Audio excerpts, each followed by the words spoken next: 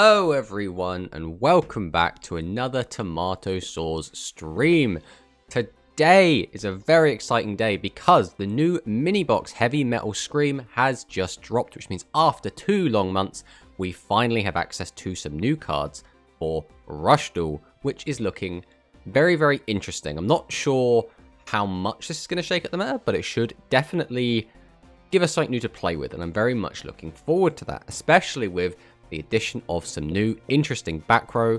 We do now have some trap cards. We have our Widespread Ruin, which is going to be, I think, just a mainstay in literally every single deck, and we're also going to have access to the Barrier as a generic combat trick. So it should be very exciting playing and testing with all these new cards. If we just fire straight on over to the Duel Links, we will be able to take a look at the first deck I'm really looking to play.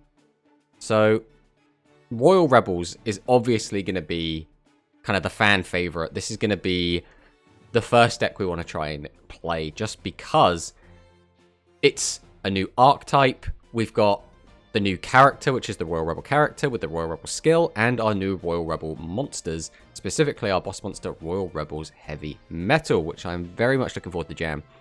But this deck is probably, and specifically this build of this deck, is probably not its final form. We are just going to be throwing stuff at the wall and seeing what sticks for the first kind of chunk, because we really don't know what kind of ratios are going to be very good in this. We only have access to one level 8 monster in this deck, that being Heavy Metal, which does skew the ratios quite a bit.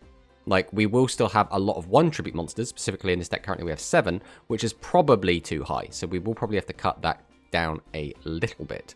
But we'll have to actually see what we end up doing. And our spell traps as well. This is all going to be very experimental until we really work out what it's going to be.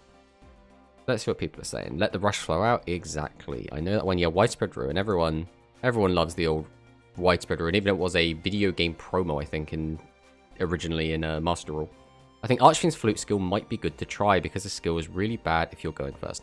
So, Heavy Metal Drive is not actually that bad, right? So increase the level of 1 level 4 attribute, face up effect monster on your field by 1 to the end of the turn. If you were the player going first and activate this effect, return 1 from your hand to the deck. So that, basically, is just Palace Gargoyle's effect. Palace Gargoyle's effect gets rid of a card from your hand anyway.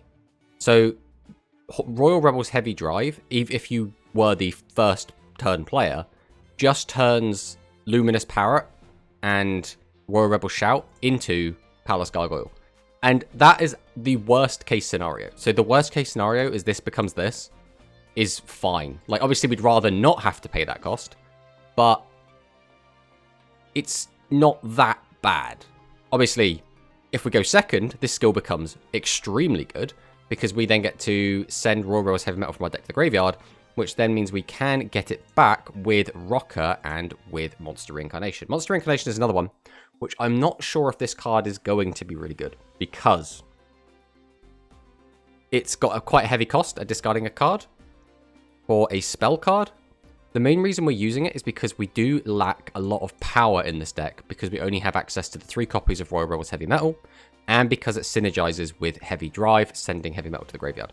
Basically, we have 4 ways to bring back Heavy Metal between 3 Rocker and the Reincarnation, which means we might have access to 7 Heavy Metal basically throughout the course of the game. That's kind of what we're going for. Oh yeah, baby, actual back row now. Yep. Anyway, I'm really mad I didn't get anything I wanted with 9k gems, so I'm back to grinding. Yeah, I mean, that's unfortunately just how it goes. I had to spend... I want to say I spent something around 13,000 gems to get everything. Maybe 14,000? It was something along those lines, but it was a dent in the old gem pool, I'll tell you that much. Yeah, after trying out Heavy Drive, it's the best skill to use right now. I mean, I haven't tried it yet, so I would know. That's the other annoying thing, is Konami decided to drop the box at midnight UK time. So everyone's basically been playing with it for 12 hours already, and I'm really far behind because I didn't want to stay up at midnight and like start playing then. So it's an interesting choice by Konami, but I assume that's when they usually release boxes. I was kind of hoping they would release it at 5 AM my time, because then it's not that big of a time disparity, but it's only 5 hours later. Granted, I kind of wanted everything because I have no idea what's going to be good. Yeah, the only kind of generic cards in here are going to be, what, the Barrier and Ghost Cyclone. Every other card kind of has its place inside of its own deck.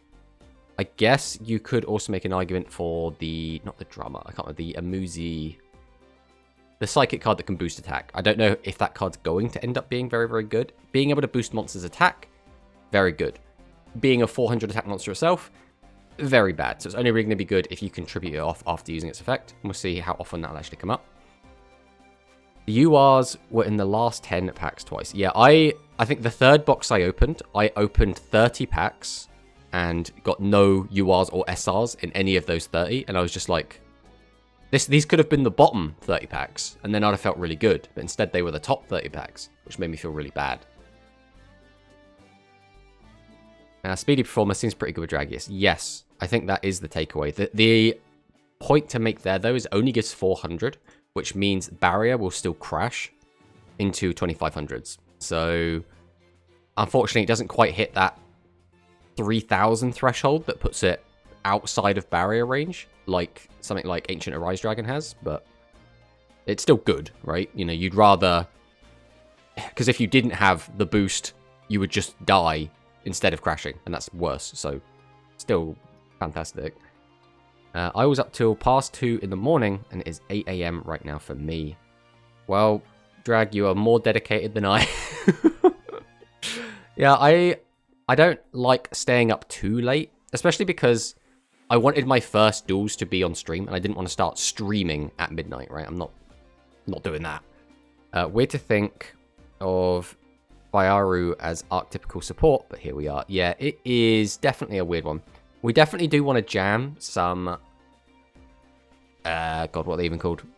Noodle Ninjas. We definitely want to jam some Noodle Ninjas at some point. Try and see if we can make that deck work. But again, we probably won't be using the Noodle skill, because it's a bit naff. So we'll probably be doing it without the Noodle skill, thus using, you know, Legend Draw or something with Dragius and all that jazz. I've done a little ladder, and all the new brews are getting clobbered by Seven's Axel Road. I mean, that doesn't surprise me. With the release of... So, when Mimi came out, and we got access to all of the Aqua stuff, Seven's Axel Road started to fall by the wayside a bit, because against a deck that can keep reinforcing its life points and keep ending on a large number of 2500s, SAR kind of fell a bit short, so it's not been seeing as good a results in tournaments lately. But with the addition of the Barrier being put into, I would assume, most decks, now people will be more likely to play monsters that can attack over the Barrier. And the best ones to do that, Seven's Red Magician, Ancient Arise Dragon, to a certain extent Royal Rebels Heavy Metal. The only reason we're only playing one copy in this deck specifically is because we only have the 3 boss monsters, and we can't guarantee we're going to have access to, well, I guess we have 4 because we also have Summon Skull. But if we had more 2500s, or at least 2200, I think 22 is the minimum. So I don't know if I would actually bother playing the Barrier in Spellcasters itself, just because it's not great to just make a Dragius crash into your Seven's Road. It's better to, like, you know, survive the hit.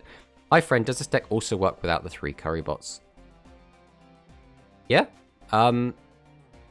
It will definitely... I mean, we're not playing 3 curry bots in this version at the moment. We will be testing with 3 curry bots as well. We haven't really started yet, but I would...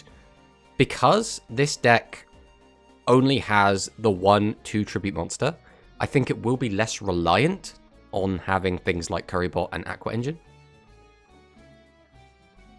But the caveat to that is, when we summon out some of these monsters, we will be minusing ourselves, because obviously, we have, in order to summon out a 6, you want to then sack off a 6 to get out an 8. That means we've minus 1'd already by doing that. And if we use Palace Gargoyle or we go first with Heavy Drive, both of those are also a -1. So Currybot will help kind of change the odds there. But we're going to try it without first, and then we'll try it with. So saying which, let's actually jump into a game. Let's see what we're going to do with it. I'm looking forward to playing some Royal Rebels. Again, we're not expecting this build of the deck to suddenly be the best. We're not expecting to just win all of our games. We are purely an experimental phase. We'll see what happens. I did see someone use Call of the Earthbound as the choice protection card for Pure Spellcaster. Yeah, that wouldn't surprise me.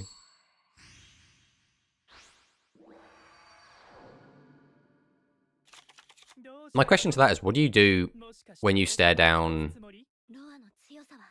a Dragius? Because what does Call of the Earthbound do to a Dragius when you're playing spellcasters? We might have to turn the voice lines off. They're so long. We'll leave the animation on, but we are going to turn the character line off.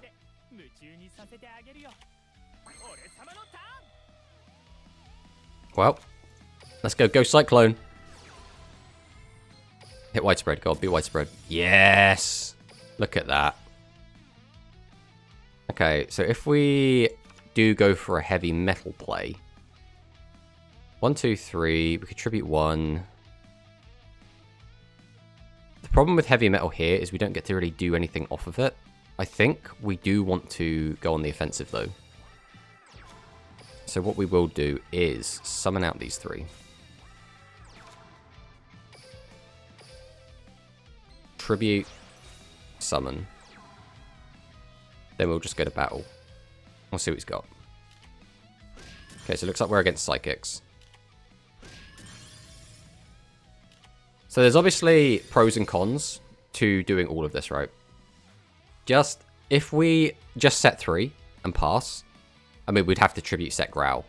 But that then basically lets our opponent have 8 cards on their turn, which means they could get out multiple high-level monsters and be able to, like, really pop off. Like this, he only has access to 5 cards, but he does get to our life points because all of our guys are in attack mode. True, hard to resolve the Dragius problem. Yeah, exactly. I think that's what you always have to do whenever you're deck building. It's like, do I want this card on my deck? Okay, what does this do if I'm against the Dragius? Because most of the time, you should be just staring down Dragius.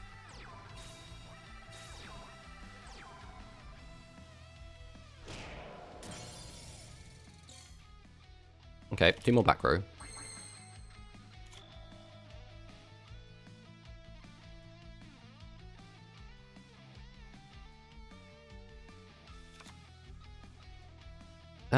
Okay, we'll summon out Gargoyle. We will, I think we activate our skill here, right?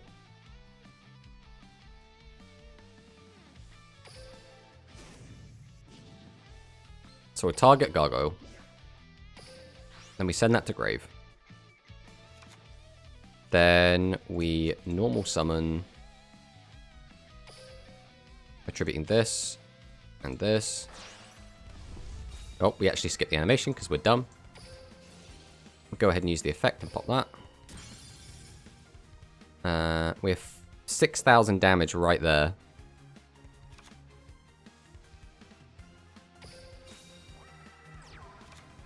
But we want to get our hand at least a little bit empty in case he manages to stop this. And there we go. Oh, okay. Well, we got 1 win. We were against Psychics, though, and it was kind of bricked Psychics. They only managed to summon out a 2,000 attacker on that second turn, which meant it was very good of us to clear out all of his monsters because he probably had high-level monsters left in hand. All right, let's go again. Already, though, we were starting to see the brick form, right? We did already have 2 high-level monsters in our hand, kind of get a little bit stuck there. In fact, both of our turns, we had 2 high-level monsters.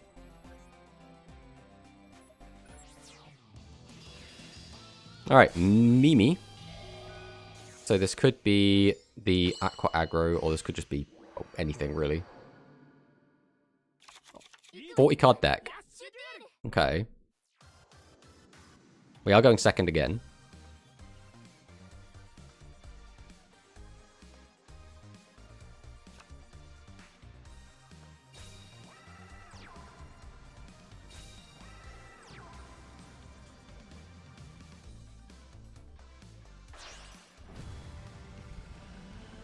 Here she is. The one, the only. Dian Keto, the Cure Master. Or the Boogie Master, even. So discards a second copy to gain the life. Okay, we don't have... I mean, we can do this, right? Send top card deck to the graveyard, face at level 8 or lower monster opponent's field lose attack equal to its level. So this guy would lose 1,600. We can get that off by using either of our effects. Question becomes, what card do we want to tribute? I guess arguably Palace Gargoyle is the worst card in the hand. And we can just shuffle a card back. Or send one card from my hand to the graveyard even. Because there's no point in holding on to cards. Yeah, we'll send Parrot here. We'll then go ahead and Tribute Gargoyle. We'll activate the effective Growl. Weaken this. And we'll summon these out. I don't really want to send to Grave just because. Well, how greedy do we want to get here? Let's not get greedy. Let's not get greedy because this could be a 1400 defender. It was 0 defender, so we could have got greedy, but that's fine. So we didn't send our... Are you in Cog? Yes, we are in Cog, Waltz. We didn't send Royal Rebels Heavy Metal to Graveyard because right now, if we draw Rocker, we can still send it to Graveyard just by making one of our other, any light level 4 monsters we draw into level 5s. So right now, we basically have 6 live draws that get us to Heavy Metal.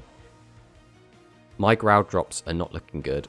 I mean, as long as you are just keeping up to date with it and you know, get the story far enough that you've unlocked level 50 Rower and you just keep going at it, you'll get them eventually before the event ends, even if you don't get them today. I usually end these events with like 6, 7, 8 copies of the Ultras.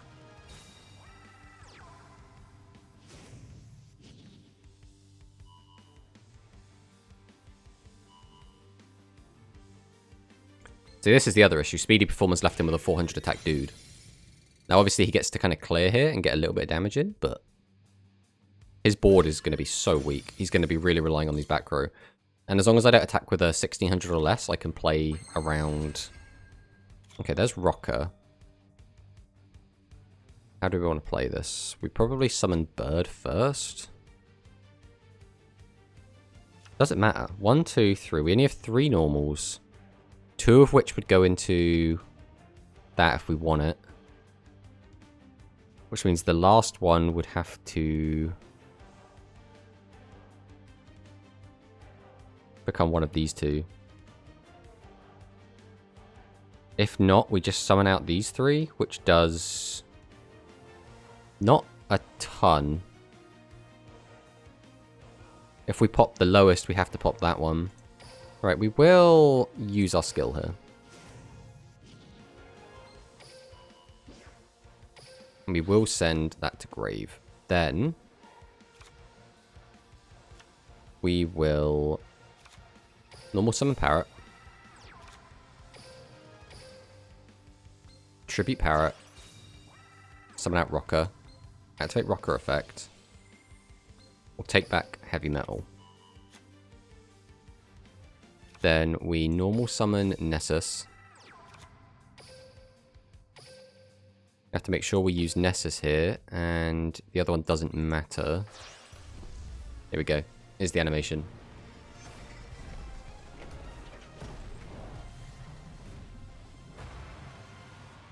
Oh, look at that. Look at that. So now we activate the effect of Heavy Metal.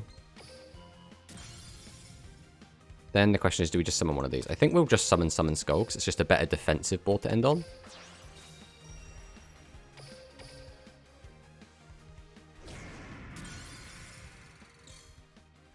So he has... Okay. That's kind of fine. That's another thing, actually. We have to play around that. Gang, how are we doing? How's it going, Tired? Hope you're having a good day. The boy... I still don't know how I feel about Music Princess's Recital. It's a weird card. It's like, even here, what did it actually accomplish? You got to keep 1 extra monster, which I guess is good if he's going to summon out 2 high-level monsters this turn and didn't have access to another way to get another one back. Oh, here's Kana. Tribute for Torna, which is fine. That outs one of them, doesn't out both.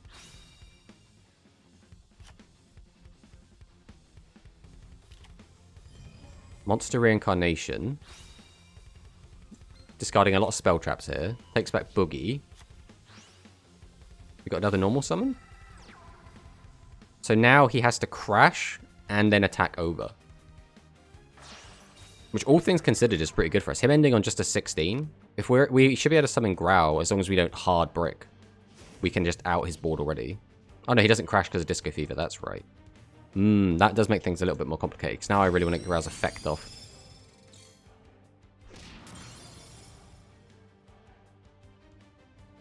Let's see what we get.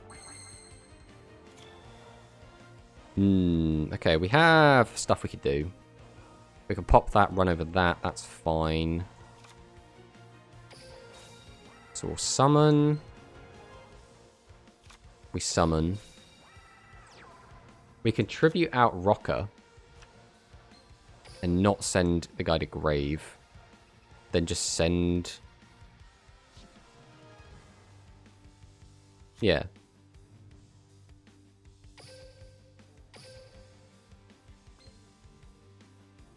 I can tribute this, get out Rocker, tribute Rocker, get out him.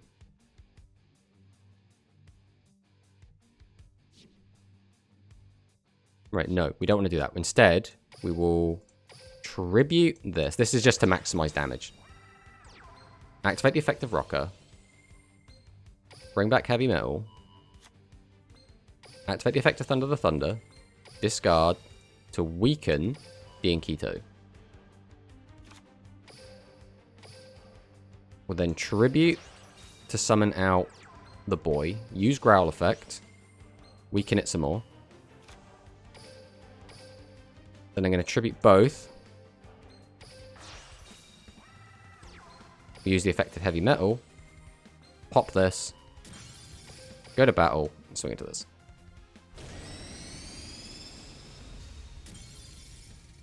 You can use Recital when your monster is face down. I mean, you can, but... Like, what is it? It's a weird one where you can't use it how you want to use it, right? You have to use it how your opponent wants you to use it. So, because you can play around it, you can always know which attack is going to be negated. And sometimes that negate will be really, really helpful, but sometimes it just won't, right? Like, again, it's really bad against Dragius, right? I mean, you can stop yourself taking 2500 direct, which I guess is worth it, but you'll never stop your board from dying, which I think is going to be the main use you'll want to use it for, is to end with a monster.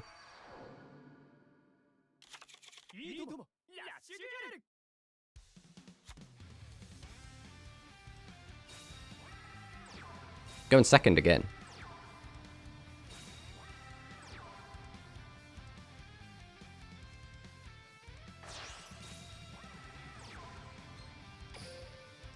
Okay. There's our one of the barrier. We can send, use that, weaken that. I mean, that's always the play, right? There's no reason to hold on to you.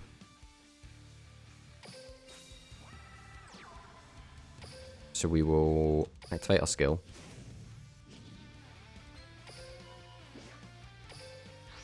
Send that to grave. That now lets us get the effect of Growl off.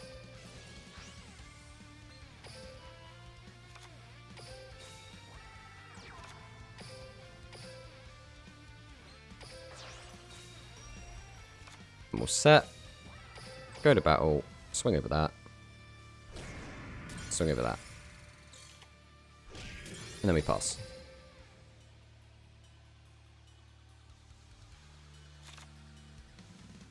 So presumably, he had a high level in hand. Summons out Carrier. Now this is where things get a bit funky, because now he can summon out 2 high level monsters just because of Carrier effect. That's really the strength of Carrier. Although that is not going to be enough. Let's see if he attacks in the correct order.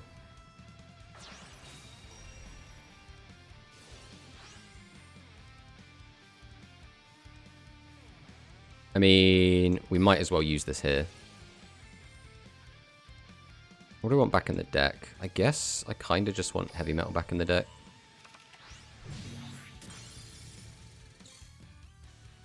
There was no way to play around killing Dragius here, so this was the best we could really come up with.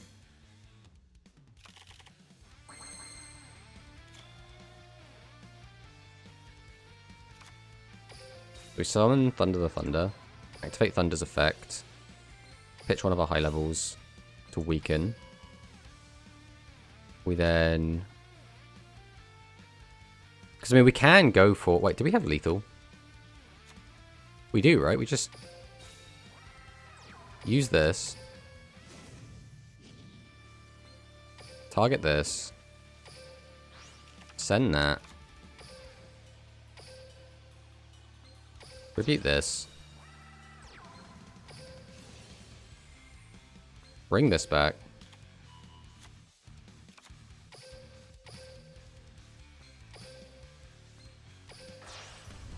Let's watch our animation again.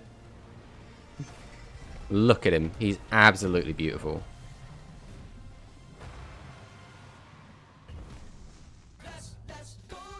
Thanks for the follow, Icery Dev.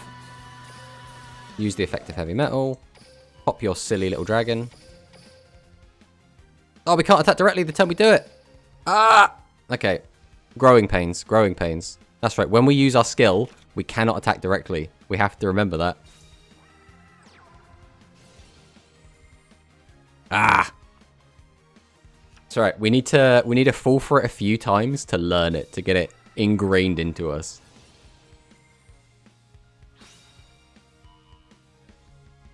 So he's done the discard again, which means he can't get out 2 high levels. He did draw a Dragius off the top, though. Is that lethal? That is, right? 25. Yeah, that's lethal. Ah! It's Rocker that stops direct attacks, isn't it? Is it Rocker that does it? Let's have a look. Probably is. You cannot attack directly this turn. Yeah, you're right. Okay, that's good to know.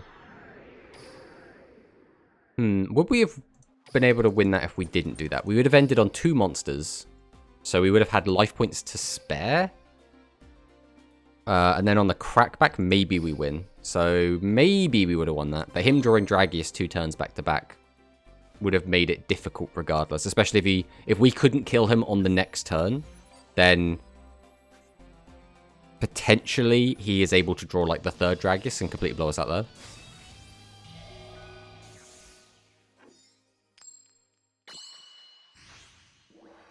Alright, we're going second. Again.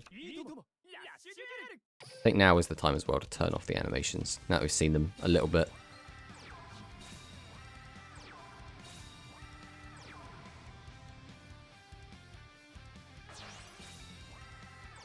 Tribute set. Is that going to be like a Torna or something?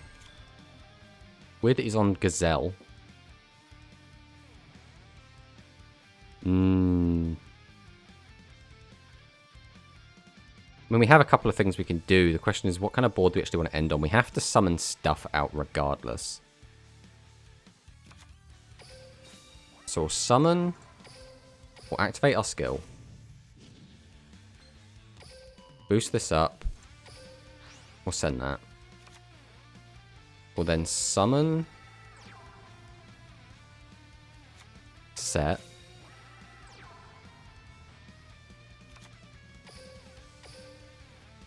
I think we tribute this to get this out. And then we'll tribute this to get this out. I guess we will use Rocker here and take this back, which might end up being a bit of a misplay. At the very least, here we are playing around... Okay, we did get rid of that. So this is... Oh, it's just Dragoncaster. Okay, it's just Dragoncaster.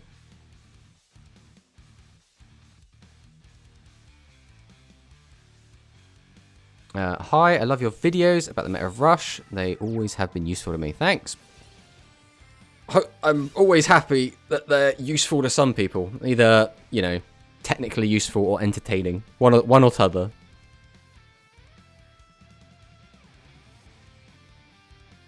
He's discarded Seven's Road, which tells me his hand is full of high levels. Tribute set. Gets out the Dragius. Dragius effect. Into a back row. Now he's going to attack into my widespread ruined legend.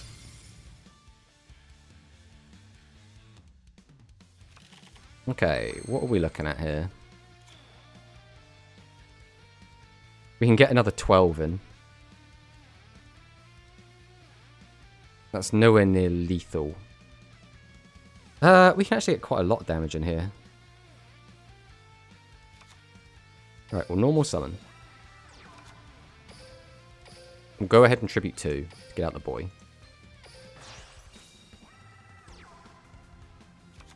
Then we'll summon. Then here, I think we just go battle, right? I mean, we could tribute to get an extra little bit out. That'd be what, 5,000? Because this right now is 6,000, 3,000, 5,500? I mean, I guess we do, right? This is an extra 700. The only problem is if this doesn't kill, like if he's got his own widespread, this puts us in a bit of a weird predicament, but we have emptied our hand. If he's just got the barrier, we are more than fine. Okay, so he does have the widespread. Go on, kill that one. Ah.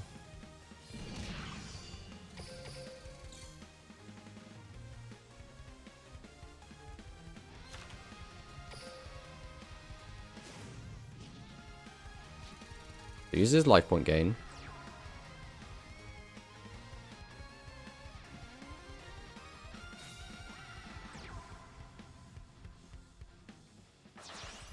Don't be a Dragius.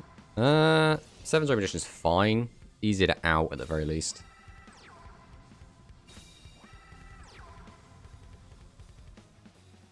Double Gazelle is a little bit annoying. Even though currently I'm finding it very difficult to climb to COG, it seems to me the current meta is heavily dependent on luck, and no deck clearly outperforms the others by a large margin. I mean, yeah. That is true in my opinion.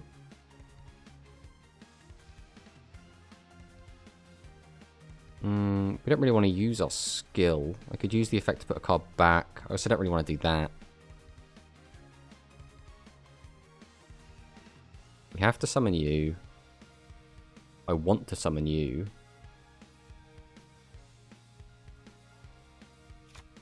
Alright, we will go Garg. Then we will activate our skill. Oh, we didn't actually need to send that. I keep forgetting we don't have to do that. That's fine. As long as we don't get rid of all of the rest of our rockers.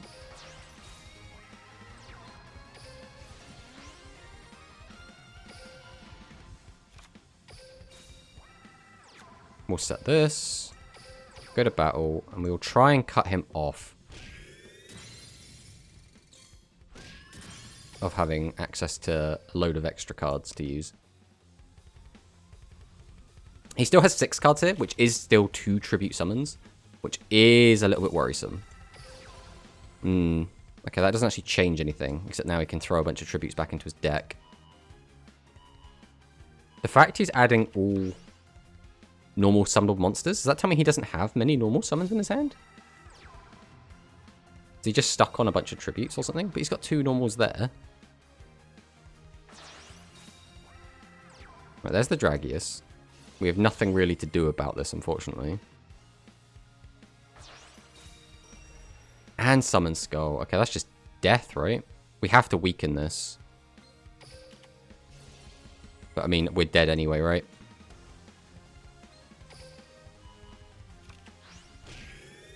Yeah, we just can't beat the endless onslaught of Dragius. Ah, that's a shame. That is a shame. I think he did get a little bit lucky at the end there to find the 3rd Dragius and the Summon Skull. But outside of that, I think we played that reasonably well. Was there any other move we could have made?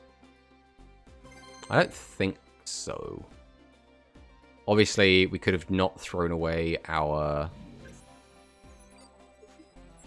No, I don't think it would have made any difference. I think we pretty much played it as best we could. It was just we couldn't overcome Dragius. We didn't have a board that could defeat Dragius with a battle trap. We needed a 2500, which is always going to weakness this deck is if you don't have Royal Rebels heavy metal on the field, your board's always going to look a bit weak.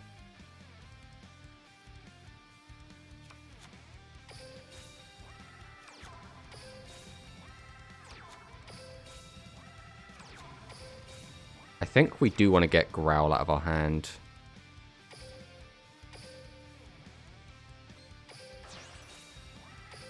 So we'll do this.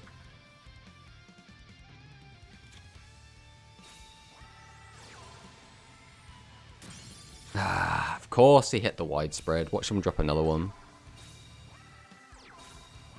Man, if he hit our Cosmic, we didn't really care. But him hitting widespread is so good for him.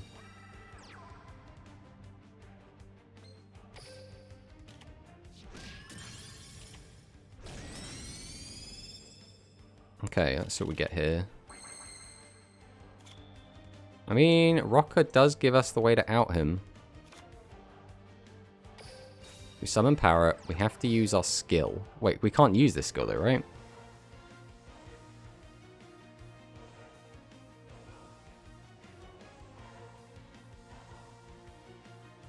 Because that means we can't actually get him into Graveyard. Well, either way, having 2 Rocker in hand ain't going to do me any good.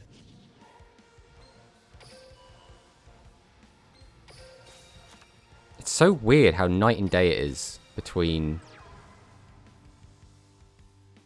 the skill. Alright, well, we do still summon Rocker. Rocker effect gets us about Growl.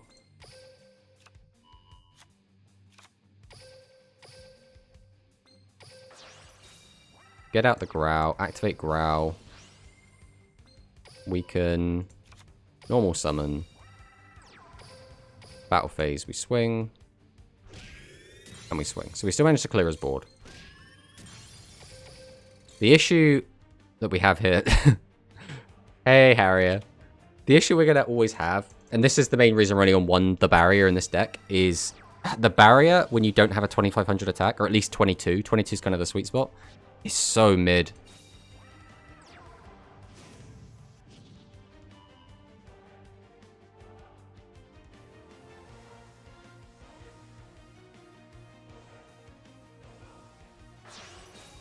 Let's see what he's got. So he's drawn the second heavy metal. And that's pretty rough. He's found 2 heavy metal in the top 10 cards. We might just be dead from this. Maybe not. We're going to take a crap ton though. What's that? 22 plus 34? I mean, this is still very much reversible.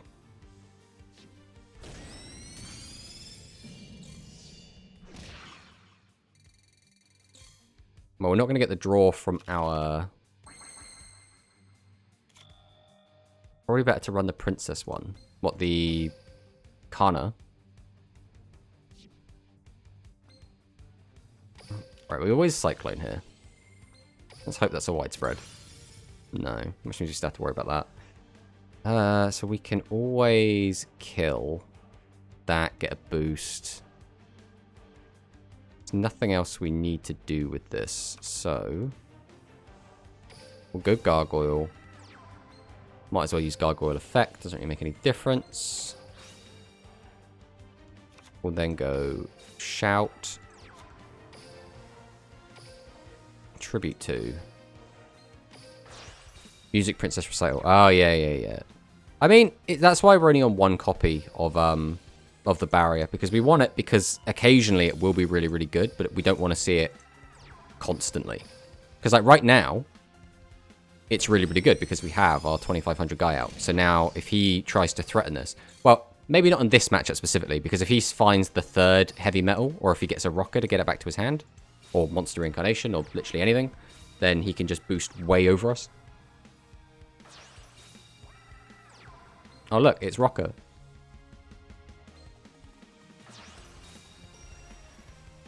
Oh, he hasn't got another normal summon. He is at the mercy of bricking on having too many high levels. That's a very interesting hand. How do we want to play this? I guess it doesn't make too much difference. So we'll summon out Gargoyle. Activate Gargoyle. Put you back.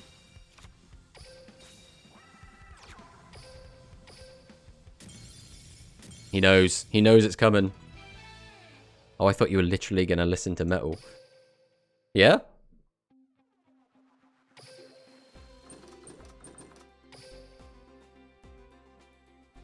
The problem with metal music, because don't get me wrong, I love me a bit of metal, but for like a stream, it's very polarizing to a lot of people. A lot of people like hate metal. I don't know anything about Yu-Gi-Oh! Well, you know, you can stick around and see if you can pick some stuff up. I mean, who doesn't love learning new things, especially card games? I'm going first again.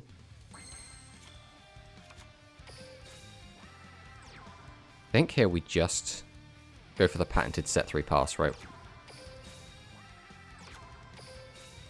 Although we do have 1500s. I think if I had 3 15s, I'd leave them on attack, but... Crawling in my skin, you have now red metal. I don't know about that, Sand. Which deck do you currently recommend playing to get to Cog? I would say something where you don't have to think too much, and something that's generically strong. So probably dragons or dragon casters are going to be the best bet, just because they're very simple. There are other decks that do require a bit more thought, like, I mean, I guess Aqua Aggro doesn't require that much thought, but it requires a little bit more than dragons and dragon casters, in my opinion. The main thing when grinding out a ladder is to play a deck you're not going to get burnt out playing.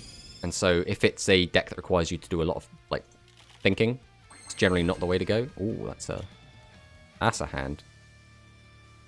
We'll flip this. Activate our skill. Put this back into the deck. Normal.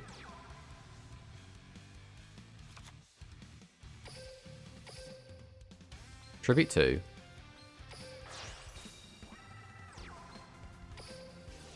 Activate the effect of metal. It's a shame we don't have any way to just get an extra normal summon out.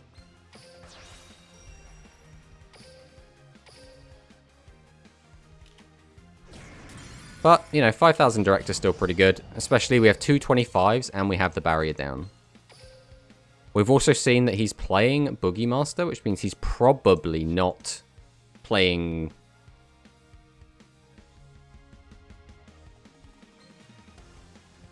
You're absolutely right. Why have we got Mimi's theme?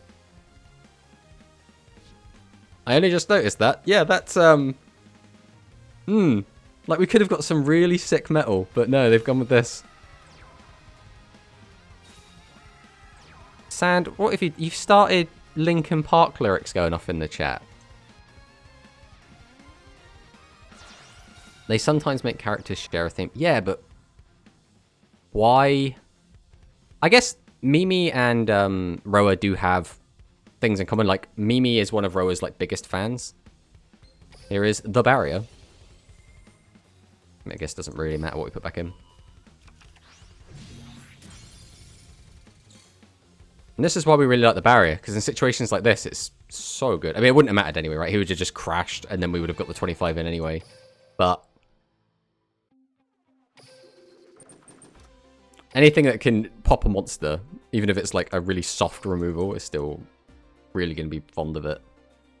Hey, Max. How's it going? Engagement, son. That's exactly right. Okay. And do you recommend it to be with the classic Karibos or with the Aqua Light variant for the Spellcasters deck? So if it was Dragon Casters, I personally prefer I think I prefer it with the Aqua engine, just because there's no restrictions on playing Dragon Casters. As long as you can use Kanan in the deck, I think the Aqua package is generally better, unless you cannot fit like 6 cards in.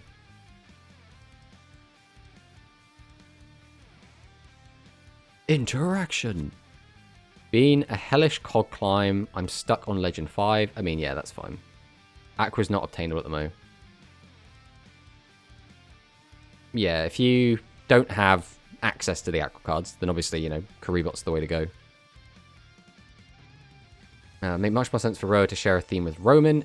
Yes, I do agree with that. A lot of the characters are quite interconnected. Like, basically, Roa has connections with every character other than, like,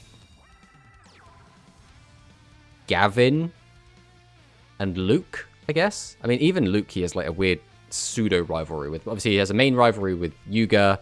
He's Roman's cousin and is in the band. And Mimi is his biggest fan, so... Waiting for new Speed Duel character to be announced. Ooh, it's hard summoning out. Okay, so he's bricked a little bit here is what we're learning. We can out this. So we do that. I can give up a card in my hand.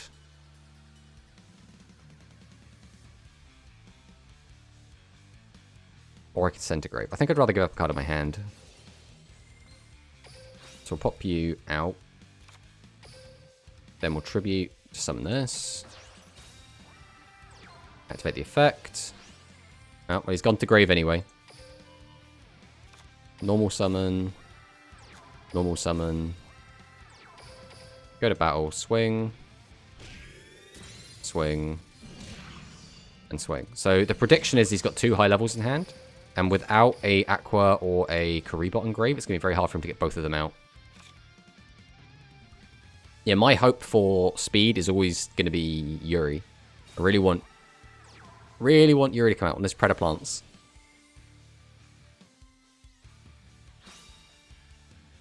Oh, he's got one of them out of his hand. Weakens that. Does he have another normal summon? He should do. He's got the carrier, so he is on the Aqua engine. And he had the Dragius as well. So what's that last card in hand? So probably another high-level monster then. Okay. We have so many cards that out this. Let's just find one of them.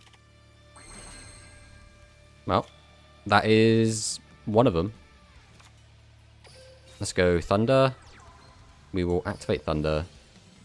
Discard Rocker here. Weaken this. Summon. We will Tribute to get out the mighty Summon Skull. We'll set another legend. And that's it. I'm not used to seeing Widespread Ruin. I mean, you'd have seen Widespread Ruin back in the day. Great trap card in DM era format. Maybe the only time I would play Rush Duel if Nail comes out. I mean, yeah, Nail, you know, will come out. I would argue he will be the next character, right?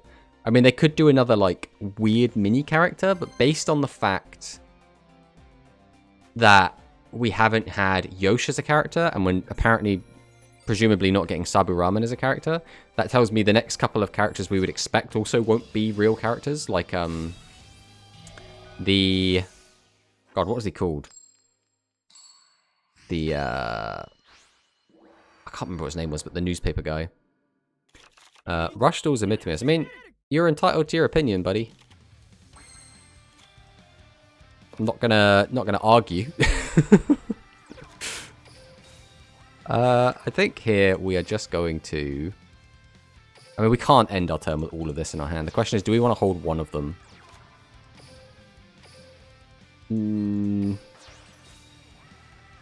Probably not. I think we are just going to Tribute set all of them. Just because we really don't want the brick, and I don't like ending my turn with these in hand. When Maximum gets introduced. Yeah, I mean... Maximum Summons is a bit of a weird one. Because... basically, the way maximums were almost seemed to be intended was that you just throw one copy of each maximum card in your deck, and then you get lucky, draw into it, and, you know, almost like playing a god card, right? You just draw into it and have a great time with it. But the way maximum decks end up being is instead you run like a playset of all of it, and you make your deck a turbo maximum deck to try and get that out. It's probably a January unlock then. They're probably not going to release him with maximum, though. I mean, I think they will. I think they'll make a big event out of it. Ooh.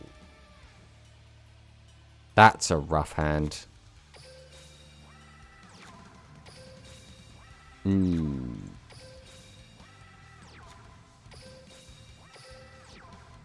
Unfortunately, like, Widespread Ruin would have gone real hard here, but this is... Ugh, this is very yikes. Yeah, I think they'll make a big event out of releasing Magnum Overlord and Yggdrasil, but I don't know how long away that will be. Well, at least he can't use this effect, I suppose. Who played the Earth Pyro cards in the anime? That was Celestia Noodlina, who I can't remember what her name is in the English, but we already obviously have the character. Right, we're taking 5,000 damage here, which is obviously not great. The issue is we already have too many cards in Grave, so we're not going to get our other effect off. Well, we always go Ghost Cyclone here. Pop that. Phantom Bind, okay. We'll then summon. Summon.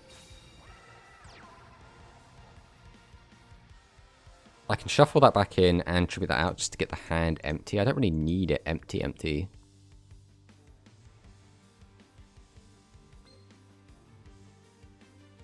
We have to pop this and run into the other. That's the best we've really got. We will just tribute away this just to get the hand a little emptier.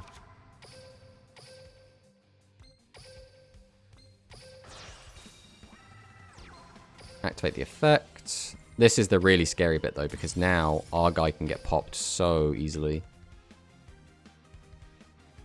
I think we actually clear Summon Skull here, because if he does get Rocker, he can put Heavy Metal back in hand and pop us that way. I mean, if he does, he can also just get the Growl, and we'll lose to that anyway. Oh, there's a lot of chat. Ferrolimp GG. I mean, who doesn't love a bit of Ferrolimp? I mean, everyone has their own taste. I also don't like Rush Duels. I'll stick to speed, but there are just so many character decks I would probably invest in. Like, I'm the one who plays Dragius. I mean, yeah, Dragius is... Regardless of Dragius being, like, a terror of the format, he's still a really, really fun card. Hurts to see Empathy Rower using Invasion. Well, yeah, I would love to have Invasion. Especially since Invasion did come out the set after Heavy Metal. Like, all the rest of the support cards in here all came out with Invasion in the physical, so... Yeah, to say that about I want Yuri, I would like him to arrive, but too sadly he won't be the next RB character just yet. We're getting Ruri/Lulu Obsidian, which is going to be our third Bracelet Girl. I mean, we can't do anything about this, we're dead anyway. I think it might be time to edit the deck a little bit, just to try and cut down on the number of bricks in here. ID got leaked recently with the 7 characters, including Nail. I'm looking forward to seeing her saving up for Lyrilusk. Lyrilusk is a deck I've never been super into. Maximums of 30 cards will also be spooky. Yes, especially if we get any of like the maximum draw support that they get. Just having access to ways to turbo through your deck, as well as, you know, 10 less cards mean you're just more likely to find them, is going to be really good. Should we try cutting down on some of the bricks a little bit? I'm trying to just make it a little bit more playable. I mean, what restrictions are we on? It's 1400 or more attack, right? 1400 more attack of Fiends. So we can include... We could try the Curry bots. Actually, we just made 3 spots. The other question is, do we want to take out the barrier for a bit? I think we will. We'll try out Recital. We haven't really been using Reincarnation at the moment as well, so maybe we'll drop Reincarnation for a second Recital and see how that plays. Again, we're going to be tweaking this deck a ton today, so... Yeah, Lyrilusk, I like a level 1 rank 1 winged beast deck. They have a pretty cool playstyle there. Yeah, I played against them a ton in Master Duel. and it was never my cup of tea. And the aesthetic of the cards has always been not problematic, but like it is really not my style. Let's put it that way.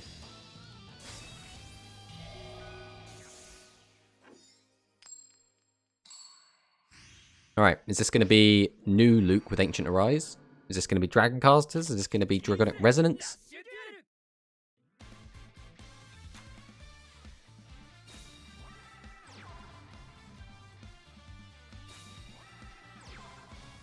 I've been having some success with the Rebels beat skill so far. I'm going to be hitting Cog with Lunalights at the end of the month, and yeah, I understand. This hand is not great. If I can't clear all 3, is it even worth trying to clear? Thinking it's not. Because him having 1 extra guy means he can just get out 2 tributes anyway.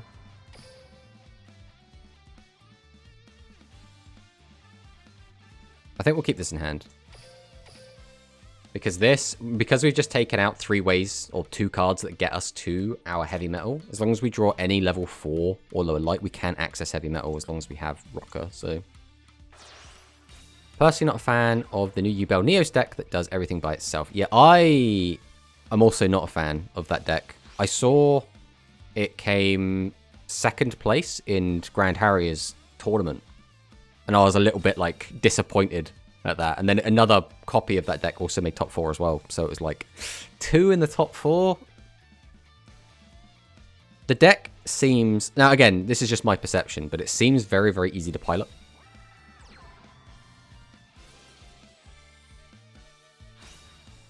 We're probably going to have to widespread here, just so we don't take a crap ton of damage.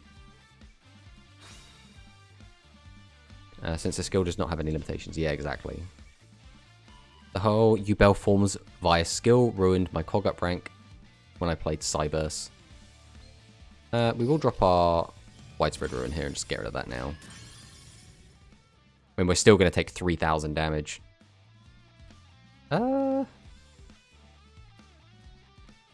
Is it worth using this? I don't actually think it is. I think I'd rather take the 3,000 damage than stop 1,500.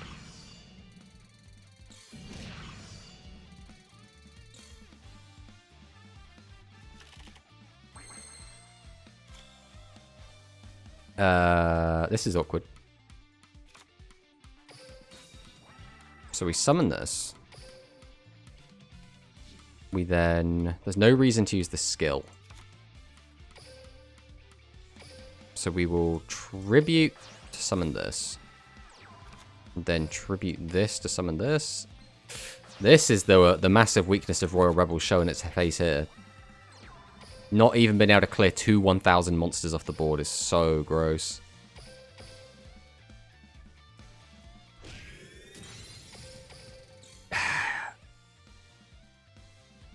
The deck is fairly strong for how cheap it is as well, so a lot of people have it. Yeah, it's like it's the trifecta, right? It seems very easy to play. It's very cheap. It's very, very strong. Because already, I think speed Duel Links, at least when you grind ladder, is getting a bit weird with all of the different skills that let you summon out your boss monsters without tributing. Like we got the Blue Eyes one, the Red Eyes one, the Dark Magician one. And now the Neos one as well lets you summon Neos without tributing. So like it's very weird. Okay, we can stop his attack at least.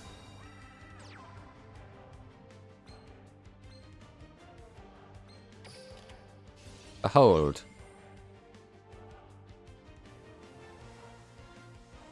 Now the issue is...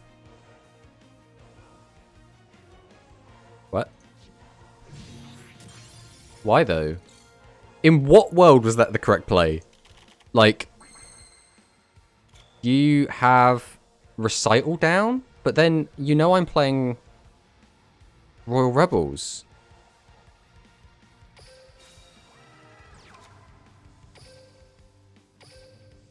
Wait, no, we don't want to do this, right? Because we can keep him on board. We use this.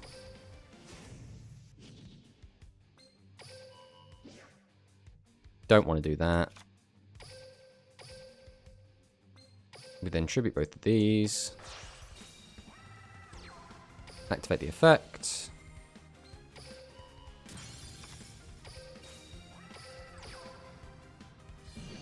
And we win. Yeah, he must have had Recital, but then he just played around it really badly. The skill also has another Super Poly Searcher. Yeah, Super Poly is just such an annoying card to deal with anyway. Which gives you advantage out of nowhere without no cost. Do you think that the current state is advisable to change the Phantom Bind traps for the barrier? So, the main benefit the barrier has over Phantom Bind is your opponent can't play around as easy, right? You can deck build in a way to play around Phantom Bind. Like, Phantom Bind is only really, really strong into like 1 or 2 decks. Because you can just say, oh, you know, if I'm playing Dragius, for example, I'm not playing a pure Dragian deck. I can just not play any other dragons in my Dragius deck, and then very rarely will it ever get weakened by it. I think that the barrier is generally better in more situations. Now, there will obviously be situations where Phantom Bind is a lot better, but yeah, in general, I would say it's better to swap out Phantom Bind for the barrier. Some decks might even want to run both, but again, need a bit more experimentation before that. Yeah, the whole tribute for vanilla monsters, especially Yubel, just feels off. Just imagine Konami making normal summon Jinzo. Well, I kind of get it, right? They want to make the weaker boss monsters better, and that's kind of the way to do it, right? Alright, we'll go Cyclone this. Yes, I would like to draw a card, please. I don't really want to just shotgun heavy metal, but...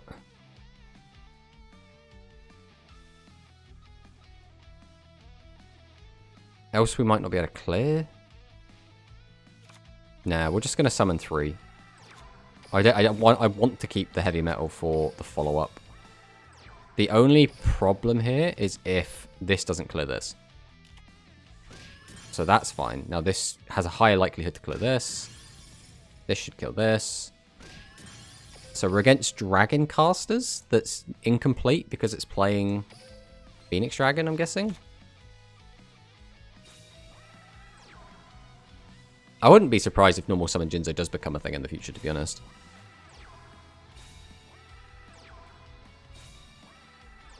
The only question becomes, would it be an Esper skill or a Joey skill? Might it probably be both.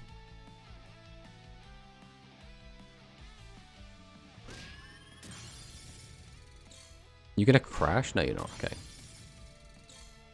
So why'd you summon this in attack? That means that's... you're telegraphing to me that's the barrier?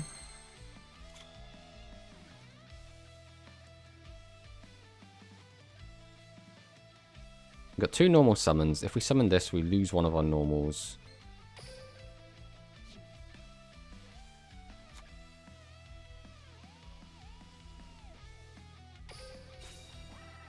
So we summon. I think here we do use Gargoyle. Because then I can put that back into deck. Alternatively, I discard, but I don't really want to be discarding. So I think we're just going to use Gargoyle here. We're going to put Rocker. Now we'll put Heavy Metal back. No, that's discarding. Ah, I keep thinking it's shuffle it back. That's me being dumb. That's fine, because we can still get it back whenever we want anyway. So we'll summon this out. Activate the effect. Get rid of that. Go to battle.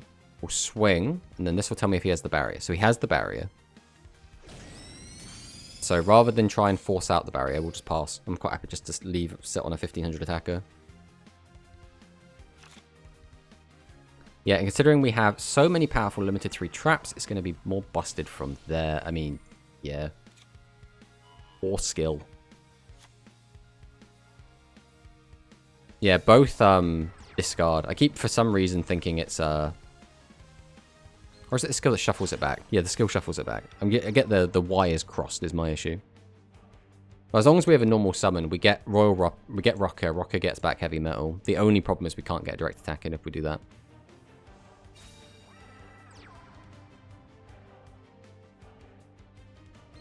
This deck is very strange. I think he's just playing a pile. There doesn't seem to be any, like, actual underlying strategy here. He's got Aqua stuff, he's got Spellcaster stuff, he's got Prima, and he's got Ancient Arise. 3 high levels in hand is not ideal.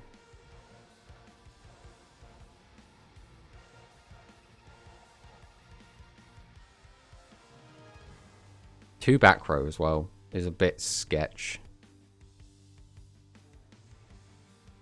If we want to out both, we have to summon you. So I think we do this. We go 1. We go 2. We will tribute for this. We'll then tribute over it again for this. Activate the effect. Weaken you. The issue is if he has widespread, we are just boned here anyway. Use the effect of heavy metal. Pop this.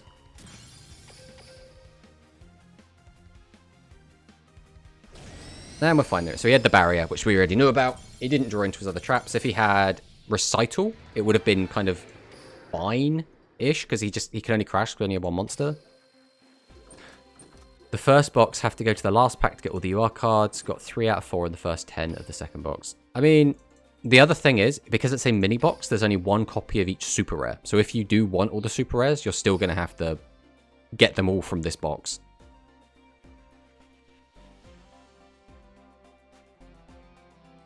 But it depends what you're actually after, Alex. I don't know if you... I assume you're going to try and build Royal Rebels regardless. And I assume you're also going to try and build the Ancient Arise deck.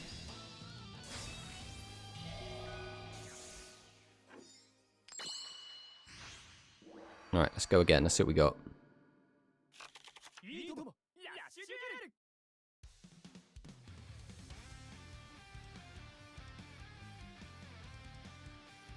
Royal Rebels seems so bad. Yeah. The main issue Rebels have is just they minus themselves so much. The hope was that when with the skills, we would get ways that would plus us to make up for the minuses and thus make our summoning easier, but we haven't really gotten that. Let's pop this. I would like a draw. There's a barrier gone. That's something, I suppose.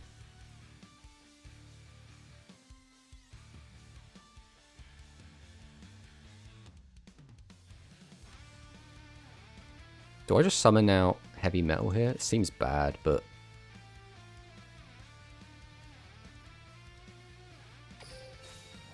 I think we do just go for it. We go 1, we go 2, summon out the boy. Then we'll just summon both of these out. See what this is. Well, we'll see what this is. Well, that's less than ideal. Just had massive defense monsters. So I'm assuming this is probably the Flute deck, the Archfiend Flute. I think I want 3 of everything. Well, you always want to have 3 of everything, Alex. It's just, will you be able to afford that, I guess? Is the new Psychic skill better than the old one?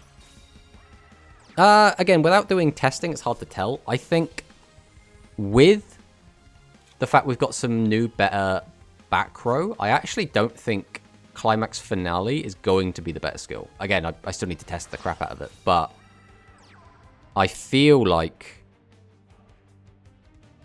it's going to... I feel like you're not going to have room for it, because the way that Psychics really want to use their kind of leverage that they have over other decks is that they have more combat traps. But that means they're always going to fall victim to the like Ancient Arise, the Seven's Robe type decks. So again, first impression, I would say the new skill's better, but time will tell. So we can boost our level up. We can weaken. The problem is his back row. We already know he's playing Barrier, so we might have another one. So we'll summon Gargoyle, activate our skill. Boost Gargoyle's level. We won't send. We'll then go ahead and tribute. Summon out Growl. Activate Growl. Weaken this. Then summon Thunder the Thunder. Use Thunder effect. Weaken this. And then we'll summon this. We'll go to battle. So this plays around the barrier. This plays around the barrier. And this just gets indirect. So this back row is probably a Ghost Cyclone. We haven't been setting anything, so he's just sat on it the entire time.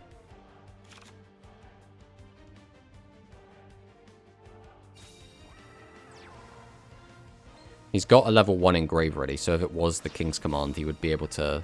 He would have had a prompt to use it unless he's toggling off.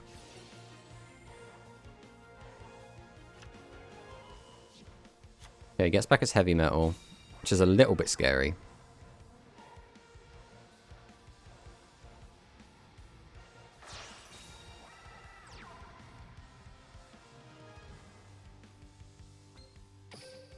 Did he?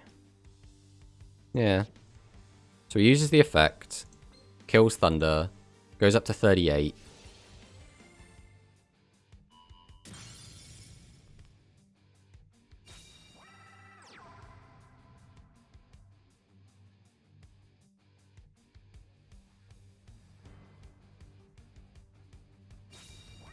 But yeah, Royal Rebels is always going to have a lot of shortcomings, right? The deck's always going to feel very bricky because you've got to run a bunch of level 5s and 6s, which always feels kind of bad. Like right now, we've only got one normal summon, which is just so unbelievably bad.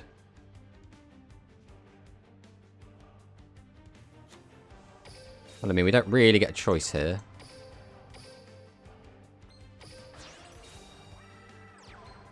What we can do, though, is activate its effect if we want. Take this back. I mean, we're just going to immediately tribute out. I don't even think it's worth using its effect, because...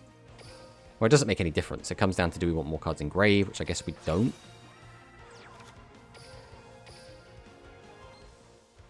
So this... Actually, is that even worth doing? I don't think it is.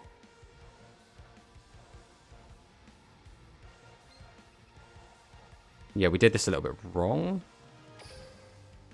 Alright, what we're going to do is we're going to do it around this. We're going to tribute this to summon this. We could have got this doubled up, which would have been way better, but we messed it up a little bit there. This way we end on 2 bodies, which I think is actually better. What we could have done would have been to tribute him twice, which would have given us... Still has nothing to activate.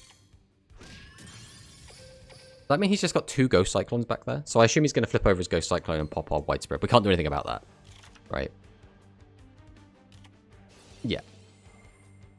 We can't just hold on to Widespread until we draw like more back row in hopes. So this is probably another Ghost Cyclone. So now we just need to hope that he doesn't draw yet another way to get his guys all going. Because if he just summons a bunch of defense, that's fine. But it's if he's got yet another boss monster, that's when things are going to get scary here.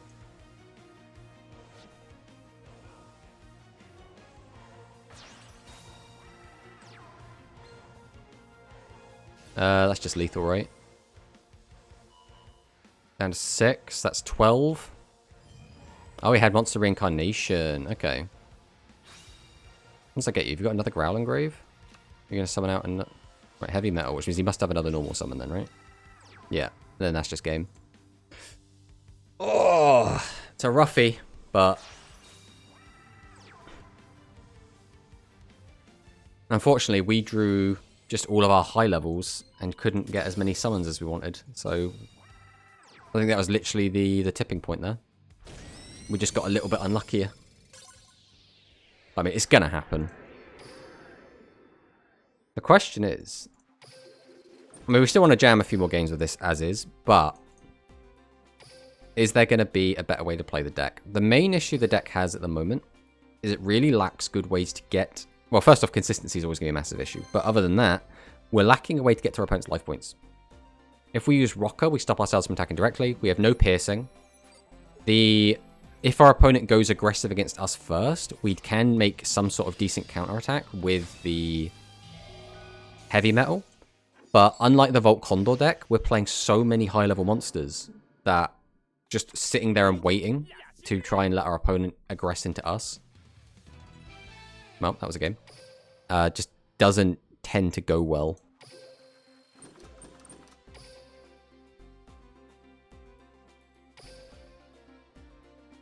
Where was that? Was it this one? One of these games I remembered being pretty good. No, that one was a bit weird. Was it this one? No, don't block the duelist. Just want to look at his deck. Yeah, we'll save that one. Alright, let's jump into another one.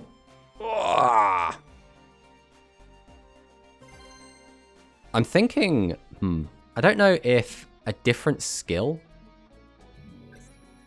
is going to be better than this one. It's weird. I feel like this skill is good for what this deck wants to do. It's just, is that enough? Like, just facilitating heavy metal is good. But is heavy metal the deck good enough? If there's a different skill that doesn't have the restriction of forcing us to... Okay. I don't know what's going on today. People just keep scooping. But if there's a skill that lets us use Dragius at the same time... Well, no matter what, we can't use Dragius because of limit 3. What else could we do? I mean, the weird... I don't know. It's a weird one. I don't know if any of the other skills are worth using with this. Like the Archfiend Horn summoning thing. Seems a little bit wonky. Like current win streak 2. Just 2 scoops, but still.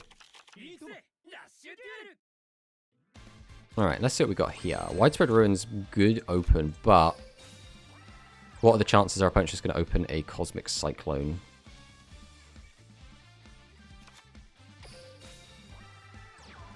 I guess I do want to keep one of these. We are going first as well, so doesn't. I guess it really doesn't make any difference. But I guess it's a shuffle versus a discard, which might come up.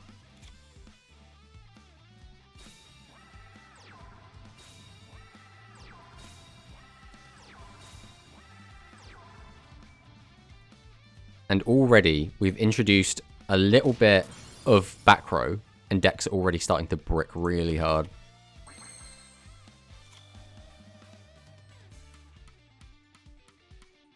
I mean, we only have one monster that clears, unless we use Thunder the Thunder. That's actually kind of funny. Even with Thunder the Thunder, we still don't actually clear.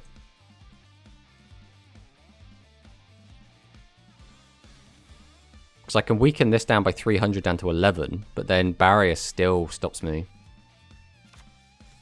I mean, we still want to discard.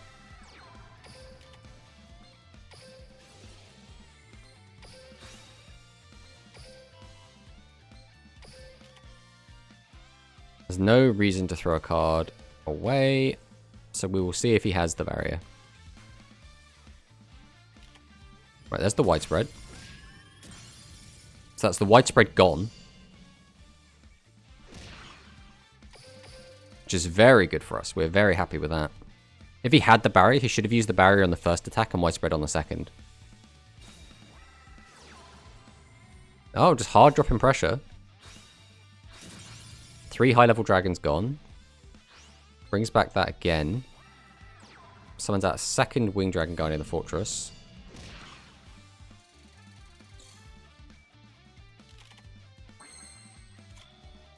The one time we just want to find all our high levels and we're just not finding any. Well, we summon, summon, summon.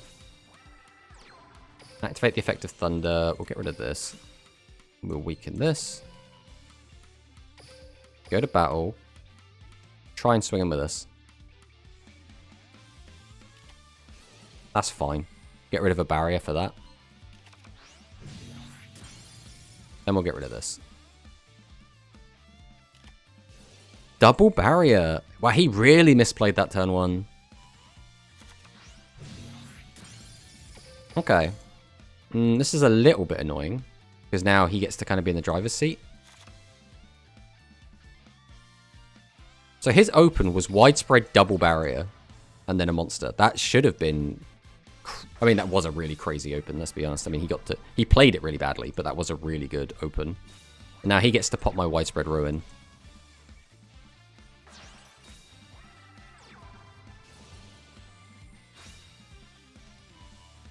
Unfortunately, this is over. It's a bit of a shame. We just never found any high-level monsters. We literally found 0 monsters above level 4. So we've just lost, which is a bit of a shame. But again, it's going to happen. I mean, we go through games where we just brick on all of our high levels, and then we get a game where we don't get any high levels, and it punishes us super hard for it. That's a shame as well, because again, he played that real bad. So we should have, like, skill-wise, we should have been able to take him out. But luck-wise, we got completely shafted there.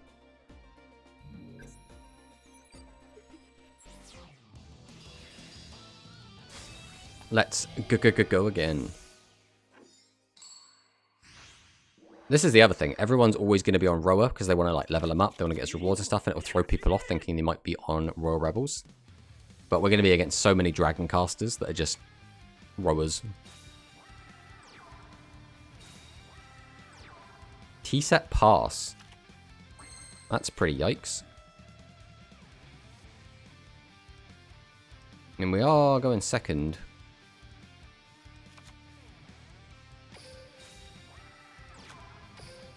I guess we're just going to go for the try and true summon 3 guys set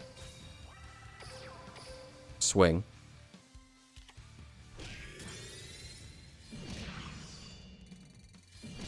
So he's got to draw 2 normal summons to get going. Luck is a part of skill, sir. Well, he's got all of the luck stat way up. It's not even that. I don't even think he got particularly lucky. I mean, his open was pretty cracked, but then he drew 3 high-level monsters and couldn't do anything off of it.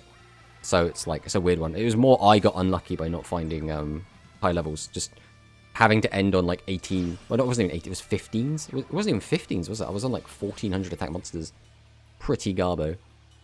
Just draw better. Exactly. Exactly. I just read the Royal Rebel skill and I don't understand why they made it so much better going second when going first is usually worse in Rush right now. Who knows?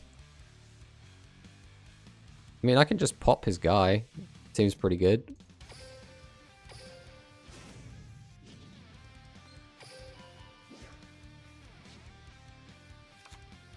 Summon out power.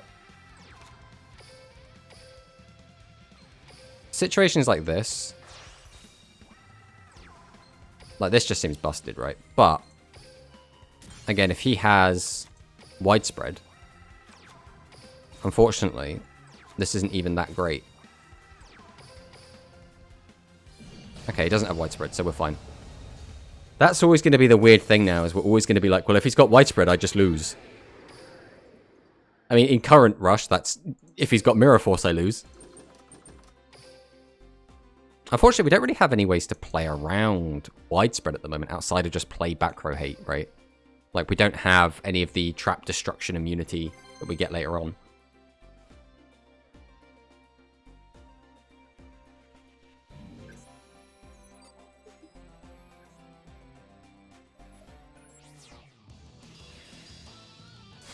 Hey, Bottler works.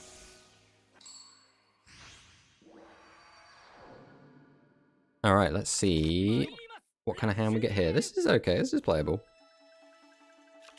How's the stream so far? Are your fiends doing well, and which skills are they using so far? So far it's been fine, I think. Like, they haven't been overwhelmingly dominant, they haven't been completely shit in the bed. I think here we just set 3 pass, right? We'll just keep the summon skull for next turn. And so far we've only been using our... I can't remember what it's called. Drive? Heavy? The one that modulates our level and can shuffle a card back. Trap Destruction Immunity feels weird as a concept to add to everything, so it's like an arms race. Pure Unger, then traps are good, then traps are bad. So it's a weird like, system, right? Because generally to get that trap immunity, you have to invest into it. So if you, like, pay the investment, like, you discard the card from your hand, and it only works, and maybe you have to summon or run a pretty weak monster in your deck to, like, get that off, and your opponent didn't have any trap destruction, then you've just invested stuff into nothing. So, like, it's a weird... How do we want to play this? We probably want to summon both of these, right? 1, 2, 3. We don't want to end with cards in our hand, so we might as well use his effect.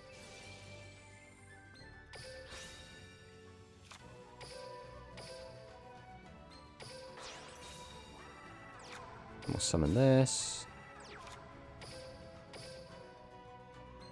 Tribute into Summon Skull. Summon Nessus. Use Growl. Weaken that down. Go to battle. I guess we'll try this. Okay. We'll get with all them. But yeah, it's a weird one. It worked very well when with Rush Modern because we had the balancing act between Mirror Force and Magic Cylinder. So Magic Cylinder was very, very good against decks that ran a lot of destruction prevention. But Mirror Force was obviously very good against decks that didn't. But then we also got the other kind of dynamic of some decks want to go wide and get 3 biggish guys, whereas other decks want to go very narrow and they want to make one guy that's huge. And obviously, if they make one guy that's huge, Magic Cylinder becomes a lot better. And if they make, they go wide and they make 3 guys that are reasonably big, then Mirror Force becomes a lot better. So I think in like Rush Modern, it does work out quite nicely, where you can side deck the cards in around stuff. But again, how it would work in the simplified format is a little bit wonky. The thing is, we got our trap destruction prevention before we got a lot of our destruction traps in Rush Physical. So that's just kind of how we're always going to see it. Alright, we tribute 1, tribute 2. Summon this, activate the effect of Royal Rebels Heavy Metal, pop this. Summon this. I'm just going to battle here. Has he got it? He's got the widespread. And then we pass. But yeah, it's so we didn't get a lot of our legend trap destruction cards for quite a long time. So a lot of the destruction traps we did have were kind of archetype specific. And that made it feel a little bit better, I guess. But again, we've got Widespread Ruin so early. Like so early do we have Widespread Ruin. Because Widespread Ruin came out in Physical, no one ever played it. There was no reason to. It was just worse Mirror Force, so...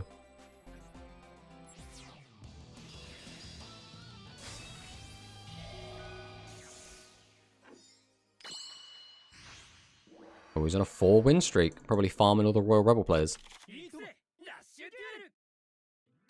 Going first. Obviously not quite what we want. I mean, we have to summon out Summon Skull here, right? We can't not. Can't end with 2 high levels in hand. And since we've got him in attack mode, we might as well summon this in attack. Not the best, but not a terrible board either.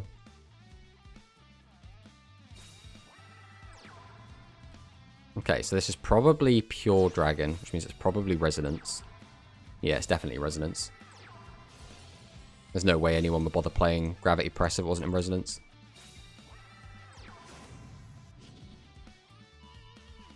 This is looking alright for us. If we're able to just get out Heavy Metal and trigger its effect, we can pop this, go up to 4,000, we get rid of his back row, and we've only got 3 cards in Grave, which means we do get to trigger and get extra draw.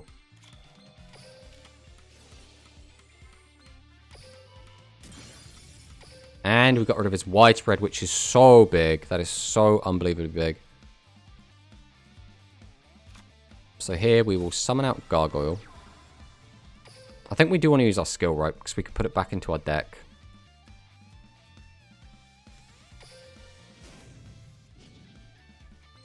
So I'll target that. And put this back in. We'll then summon our bird.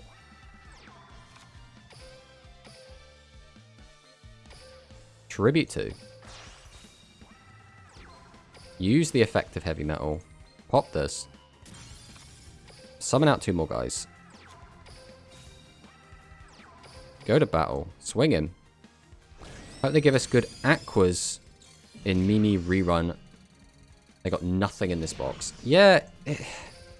Aquas do feel... Because it's weird. Because Aquas ended up being one of the best decks in the format. Like Aqua Aggro. Right? Not the pure Aqua deck. But Aqua plus Dragius ended up being literally a top tier deck. So... And that's with the first wave of release, which felt really lackluster. I mean, the first wave of release was basically... What? Seahorse Carrier? And then... I can't remember what the other card was called. The one that reduces attack to 0. Triple Threat Thunder?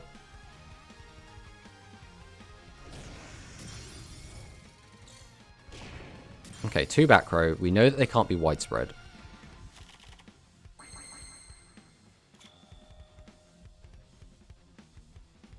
If we use our skill, we send one back to deck. We have 3 normal summons. We have to play around. We can pop this. Attack into this. How do we kill it? We have to summon out Rocker. Means I have to use your effect.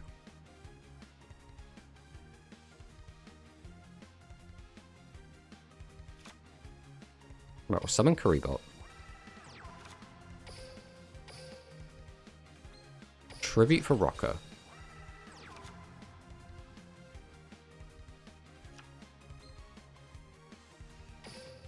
We have to use our skill here. Pop this back in. Normal summon. Tribute 1. Tribute 2. Summon them out. Activate the effect. Get rid of that. Go to battle. Swing. Barrier's fine. There was no way to play around everything no matter what. So if he does have the Music Princess's recital. Okay, we're fine. Yes, Triple Threat Thunder, yeah. It was weird, right? Because we looked at the initial stuff and we were like, oh, Seahorse Carrier is just another Karibot, so that's not really going to change much. But actually, that kind of changed everything. Being able to use Seahorse Carrier more than once in a turn, and being able to use it when you already have monsters out, was so big. So very big. I know it's worse than the aggro version, but I want more high-level Aquas for Disco Fever. At the moment, we only have Boogie Bust. I mean, that's exactly the problem we have with Fiends right now as well, right? Is we want Invasion, so that we have more things to do, and more support for, like, the high-level stuff. But instead, we're stuck with just the 1 heavy metal, or the 3 copies of heavy metal, and then we got to rely on Growl. Growl traditionally not great. Aqua being a tribute engine isn't really it as a deck though. Yeah, I mean, you're not wrong. But my point is, people didn't I at least, and some of the people I spoke to, didn't think Aqua was going to do anything. They were like, oh, this is going to be a nothing burger.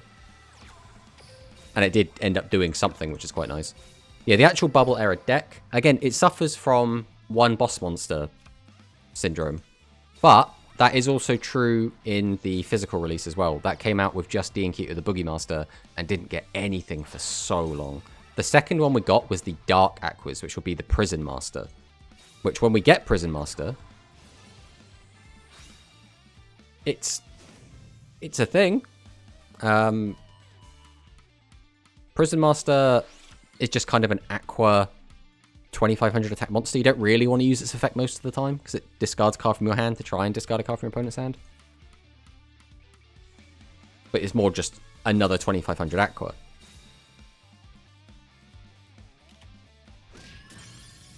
Because that's kind of the weird thing with Aqua, is it's... Aqua keeps getting more support, but it always changes. Like, we don't really get more light Aqua support. We'll get... The next one will be dark Aqua support, and then we'll get fire Aqua support, and then we'll get back to light Aqua support, but it's a different generation of light Aqua support. It's very, very weird. Alright, we got a Karibot and Graveyard, right? Alright, we'll summon out Karibot. Use Karibot. Grab this back. We will then summon out Gargoyle. We cannot get all of our high-level guys going. We can weaken that if we want, which I guess is worth. So we will activate the effect of Palace Gargoyle. Tribute to get this out. Activate its effect. Weaken this. There's probably a better way I could have done this.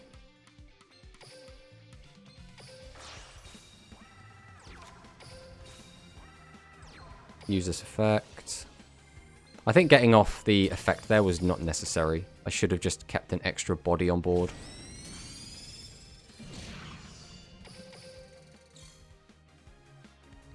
To be fair, we did get the Kappa stuff, which was within one of the generations of Aqua support, and was used against Galaxy Package when it came out, right? Yes, the water Aqua stuff in the Kappas, but the Kappa stuff didn't do literally anything. That was the issue. It was all anti-normal monsters.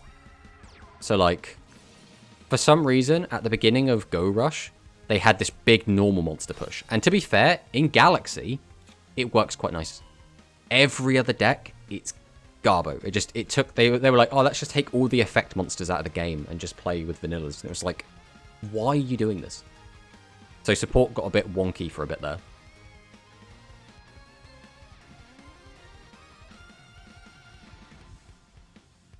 Because, like, anti-normal monster isn't really an archetype, you know? It's just weird.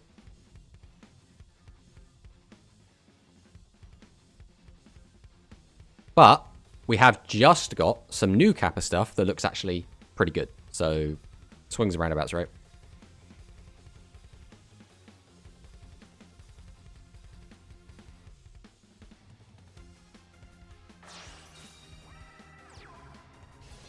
Piercing's back.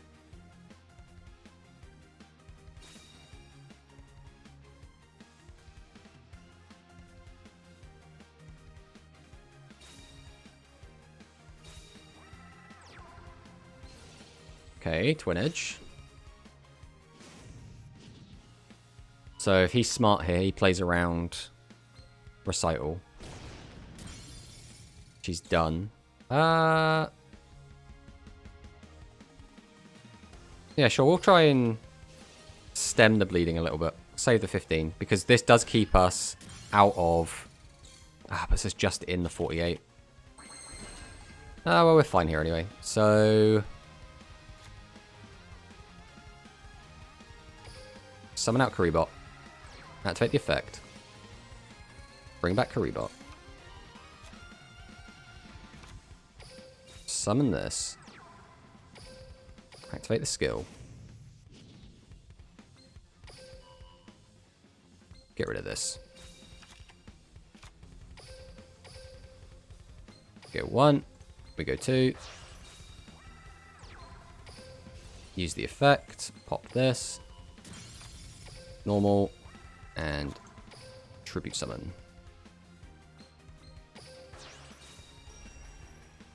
And then we just walk over. There you go. And this one game proves that Royal Rebels are better than Dragonic Resonance. I mean, it seems undeniable at this point. I mean, you know, what more can we say?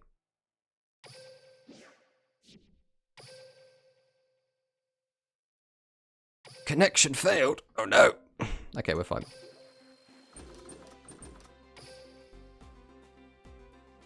It is nice playing this deck, though. We're getting to kind of feel out all the weaknesses of it, which is really quite nice. I think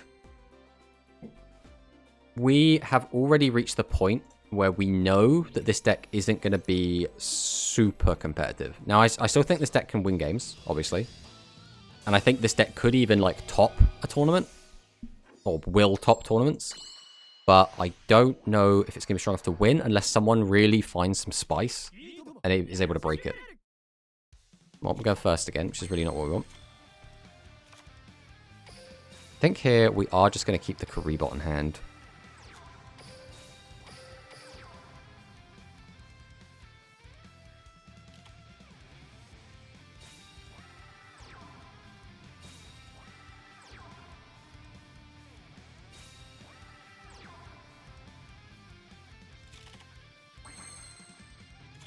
I mean, we're just going to wait for him to do something.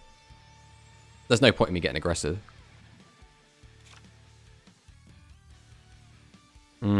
See, now this is the issue, is we're going to lose a deck out war. And whoever goes aggressive gets hard countered by the other one's Royal Rebels Heavy Metals. And we're not playing anything to be able to win this tiebreak. Do we just lose then? Have we just already lost the game? Like, are we already at that stage?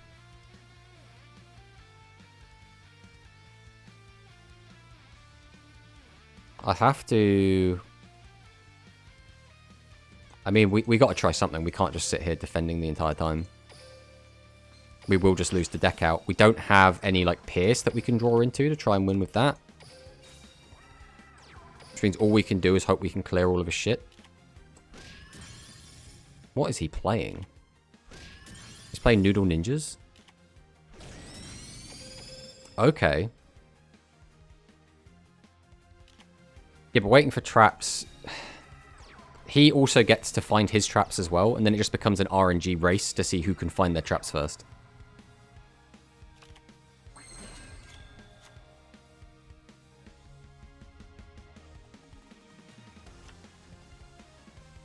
I think we have to set this, although we are going to lose it, just to, thingy. Alright, we've now got him down to 5 cards. Which is at least good. So we're probably going to lose this to a Ghost Cyclone. Or not. Okay.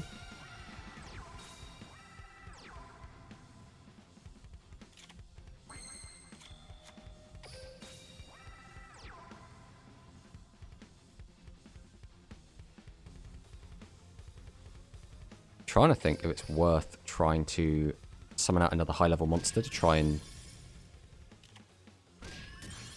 dissuade, but then I would only be able to have either 2 monsters out or just have to summon out of 13 anyway. And the extra 200 doesn't really do much. I'd need to find Summon Skull to be, like, comfortable doing that. This is another issue, is Recital does nothing here. He's basically just going to sit here and wait until he gets his full combo. Which is going to be, what, like, just summon out 2 Spice and go for it. But then, how's he going to get out 2 Spice? Okay, that back row's now kind of scary. That might be his way to get out the 2nd Spice. I mean, all we can do is go to battle and swing. So, no Chain Link.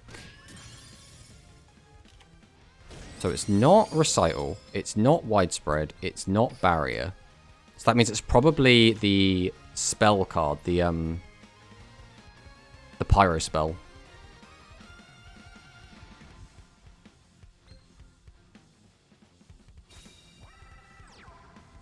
I need him to run out of monsters. That is how I win.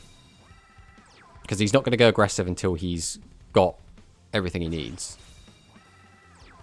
There we go. Now he's running out of monsters. I think here we are just going to do this. I need to make sure I can clear.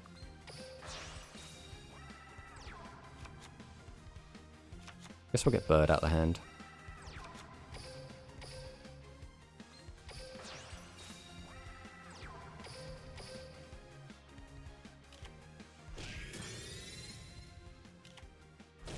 And we can get him for the 25. So So this is what feels really bad, because our deck lacks a way to get to our opponent's life points, right? We don't have Piercing, we don't have Dragius to do multi-attacks, which means if our opponent just sets 3 every turn, we have nothing we can do about it. We just have to keep swinging in and hoping.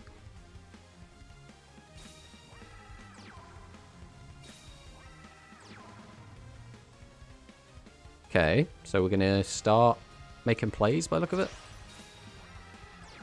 Alright, here's Spice, but because you don't have access to more cards, you can't get Spice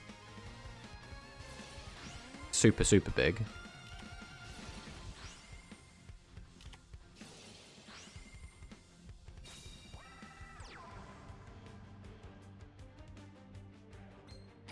Goodbye.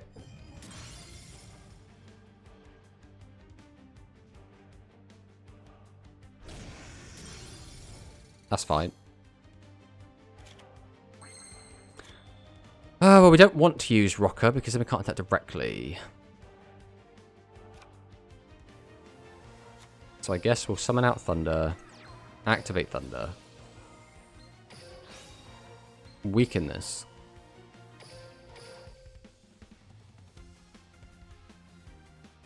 So is this Barrier? Is this Widespread off the top?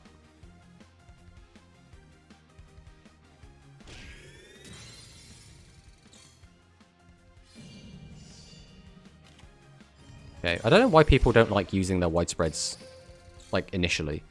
I mean, we still do just lose to a, the third Spice, which he's probably going to have, because again, unfortunately, Recital was really bad into this style of deck. I mean, not that the Barrier would do anything here.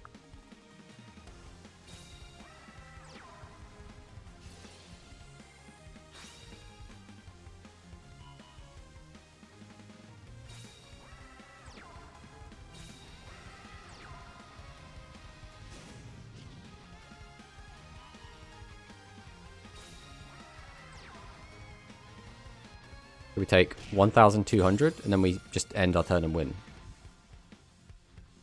But what if I... Music Princess's Recital! Now behold my finishing move.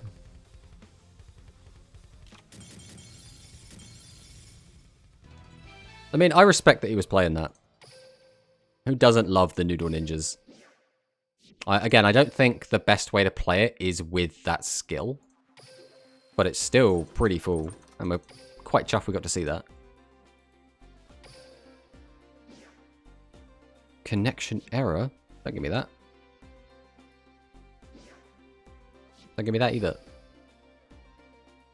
Back into the ranked.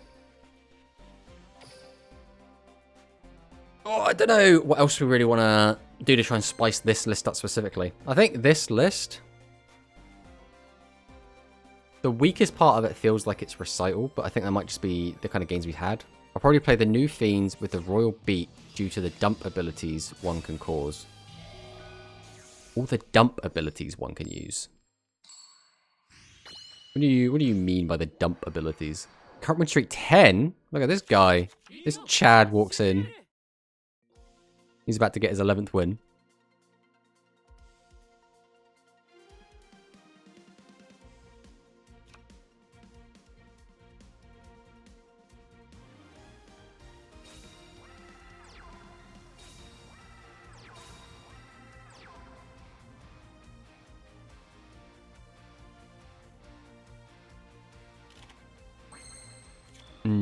Not the best.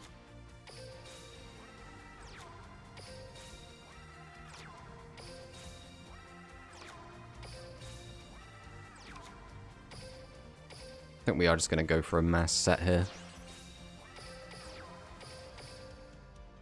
You can basically dump level 1 6s, then basically use Flute to revive targets. Like the level 1 Titans, level 6 Summon Skull, or any generic level 6. Yeah, it's a weird one, right? Because, so you can change the battle positions of monsters, and one face-up monster in your opponent's field, then send one level 1 or 6 Fiend-type monster with 600 attack or less from your deck to the graveyard. But, that's a little bit annoying. He's got Tawna here. Tawna's the only way this deck has to get at my life, and he's unfortunately got access to it. I just don't know. I don't know if I like Rebel's Beat. That's also annoying. At least he's got only 2 different elements in Graveyard at the moment. I'm guessing he's about to get a 3rd. Yeah. Discarded the 2nd Torna, though. That's a Dark Engrave as well. He's not even going to kill all my guys, so my Ghost Cyclone isn't going to be live. At least we have got a 1500 attacker. He hasn't like flipped over something really weak. Mind you, I suppose it's only would have been 500 more damage from Gargoyle.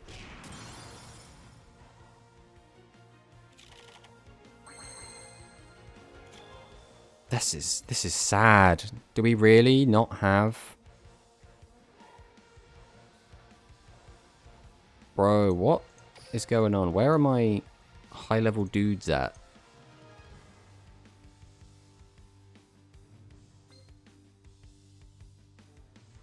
The thing is, I don't want to set Karibot because he's going to flip one of these up. So I have to set Wimps down. But I can't deal with Torna, which means I'm going to take another chunk of damage this turn.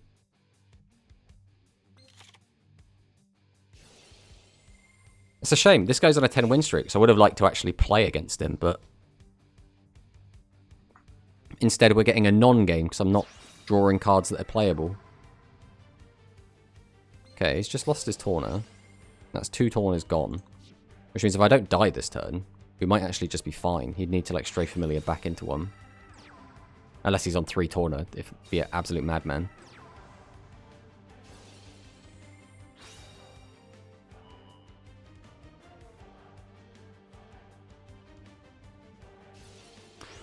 The problem is, though, we're going to be so low... Okay, there's Recovery Force to get back his Tornas. But we're going to be so low on life points that even if we do make any kind of counterattack, he will just kill us if he gets anything. He didn't take back any Tornas.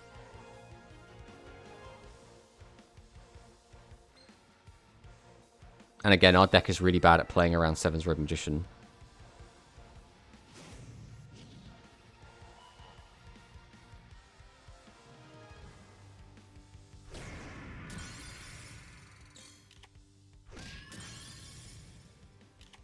I mean, saying that, we'd have to draw something playable here to actually get anything going anyway. Which we didn't. I mean...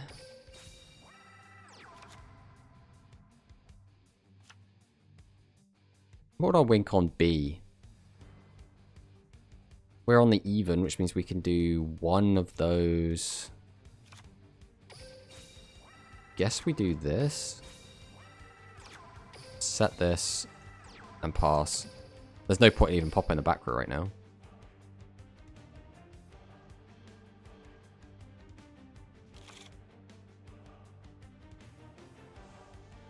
He didn't shuffle any Tornas back in, which means he shouldn't have any way to actually kill us at the moment.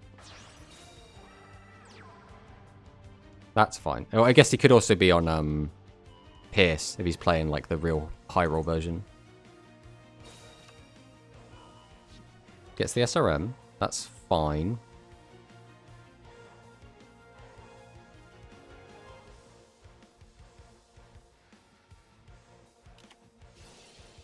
This is where he's going to do it. He's going to take both Tornas now. Yep. And now we're boned.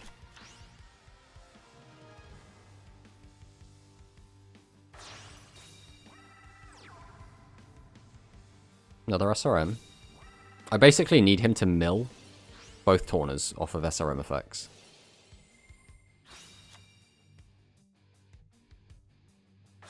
Let me guess, he drew a Torna? Of course he drew a Torna. And unfortunately that's the game. Again, that was just a non-game, unfortunately. We didn't actually get to try because we didn't draw any high levels. We went 12 cards deep in our deck and didn't find any of them. I mean, what can you do, eh?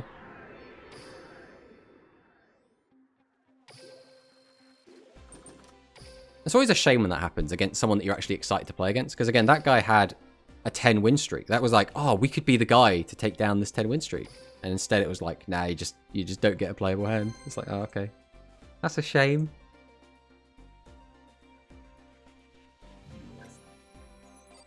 Right, let's see what we got here.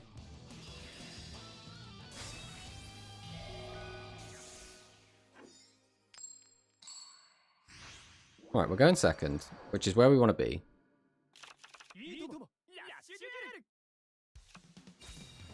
Hand's not great. Why would you attack mode Growl? Then Rocker. Then Summon Skull. Okay, you just want to empty the hand. Okay. Unfortunately, we have no way to answer this, so we are going to set 3 and pass. Because as much as we could have just OTK'd there if we had opened a Royal Rebels Heavy Metal.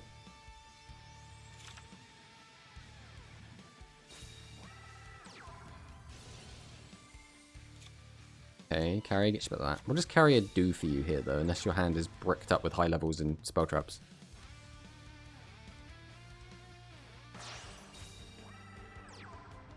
Right, that's Heavy Metal.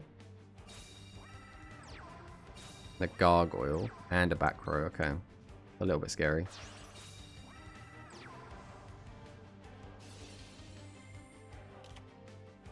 So just get you an extra 300 attack, I guess.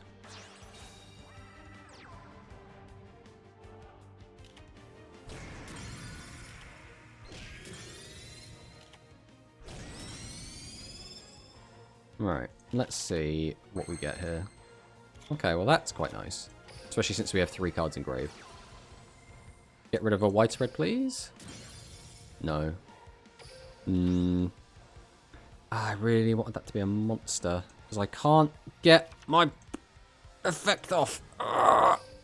This is frustrating. I mean, what do I do? Do I just set 3 and pass again?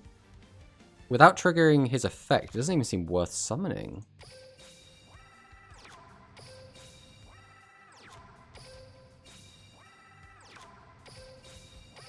This is really sad. I just needed any way to trigger Heavy Metal's effect. And we were golden there. We pop that, we get to attack over that.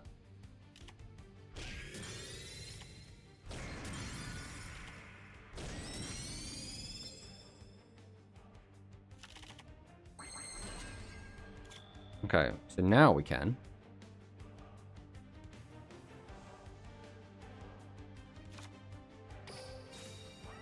So we'll summon. We always set this. We always summon this.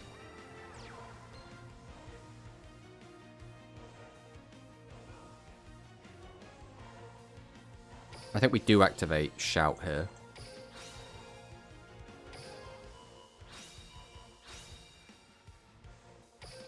Activate our skill.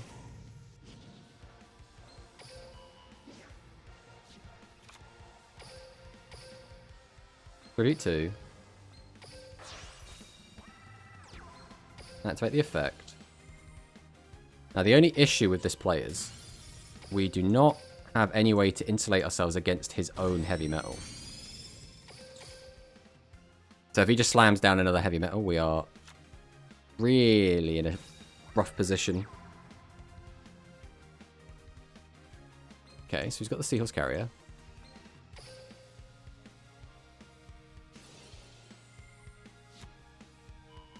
Takes back Kana. Sets. As long as he doesn't summon out a Heavy Metal, we're in an okay position. There he is. So, we can still pop this, but now we are entirely reliant on everything else that we draw here. And has he got another high-level monster? Has he got another Heavy Metal? Jesus Christ. I'm just getting high-rolled the crap out of, aren't I? Why would you summon that in attack mode? I mean, we always get rid of that.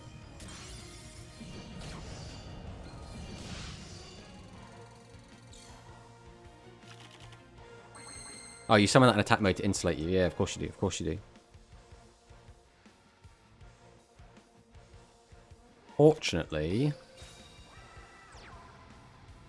we don't have a fantastic play we can make here.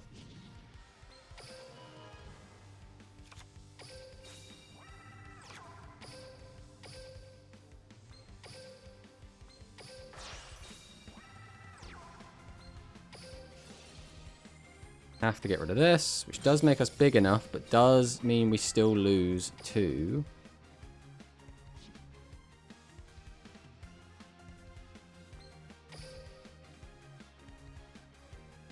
Alright, we know he plays Recital. We are going to summon out a second because it plays around Recital and the barrier. The only thing this doesn't play around is Widespread Ruin. But if you had Widespread Ruin, we're probably boned anyway. Nice.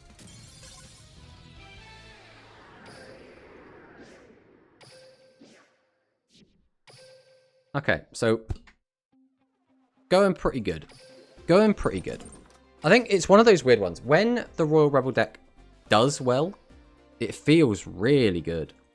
But when it kind of doesn't, and it just bricks, it feels really bad. And I think that's always going to be the issue. Whenever you're trying to ladder with a deck, or if you're trying to win consistently in a tournament, consistency is always king. And I really just think this deck as is doesn't have that consistency. So what we might do is we'll play this game out, and then we might see about swapping up things. I don't know if we have the Climax Beat skill yet. I don't remember how you get it. Let me have a look. Not Climax Beat, the other one. Royal Rebel Beat, what it was called. There's Rocker.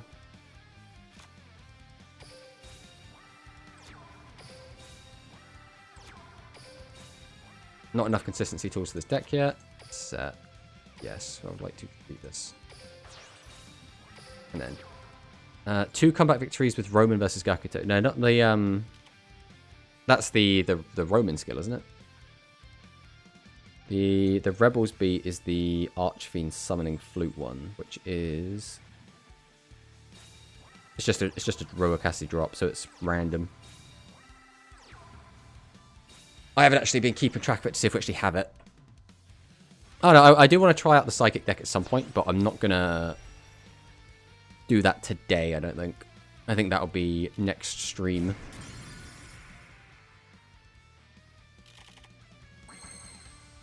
Unfortunately, we can't use that.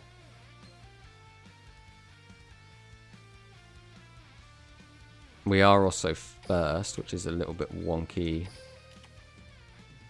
It means when we activate this, and target our bird, we have to lose a card.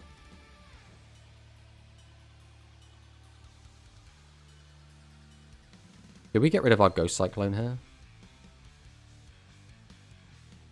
I don't need to. I don't think we do.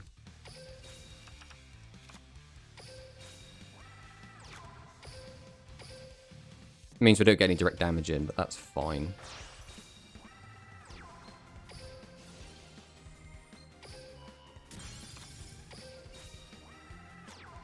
Set. Go to battle. Swing.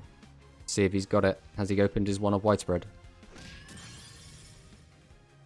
That means it's probably the barrier. There's no reason you wouldn't Widespread this, right? Let's drop, but you should have a skill ticket. Ooh, in which case, maybe. I said this before, and I'll say it again. Psychic switched the role in the upcoming format with Royal Rebels. What do you mean by that? Do you mean that they're going to be like... Royal Rebels are going to feel lacking, and Psychics are going to suddenly be really good? The plus of the Rebels Beat skill lets you play around barrier because you can switch them to defense. I mean, yeah, that's nice. But heavy metal doesn't really care about barrier, and neither does Growl anyway. So I don't know if that matters too much.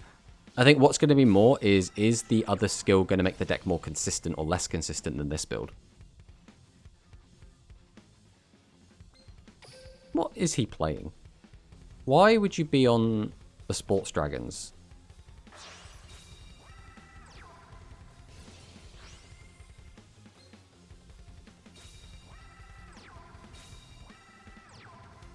Okay. Not playing Growl because you have to play the 6 vanillas, and that's too many tributes. That is understandable. I think we just let this go. It means I've outed the problem child already. I'm quite happy with. We'll flip over our Ghost Cyclone. Let's go for the middle. There's a barrier gone. That's nice. I think I will use Karibot here. Like having this in my hand for next turn.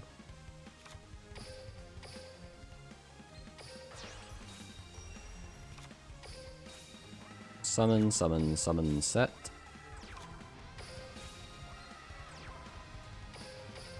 Let's see what he's got. Nothing. Nothing. Nothing. Okay. Might be double Dragonic Resonance face down. Not there, because you have to play the 6 vanilla. I mean, yeah, I'm still testing it out. I mean, that's the weird part, right? Oh, he's got the Ghost Cyclone. Is do you... Probably got another Ghost Cyclone back here.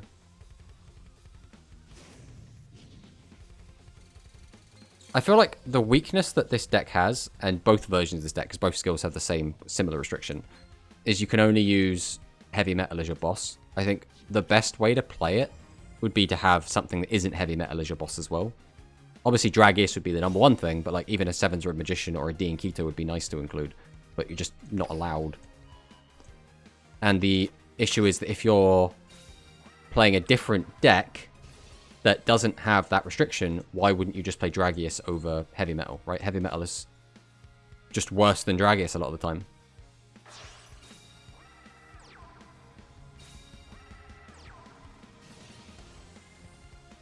We might just be dead here.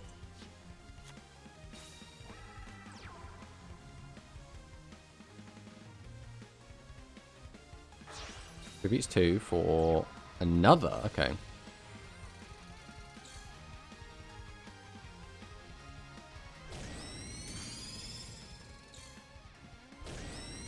I'm guessing we... I mean, he hasn't set a new back row.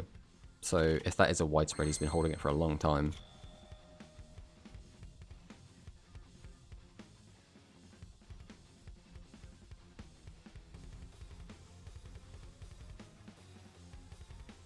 Two, three, four.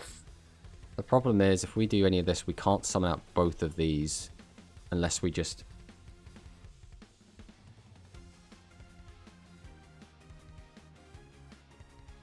If he does that, I can't out it.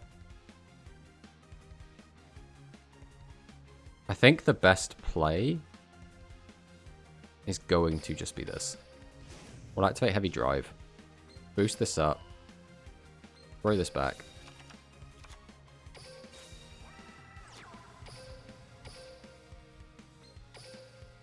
Tribute 2. Activate the effect.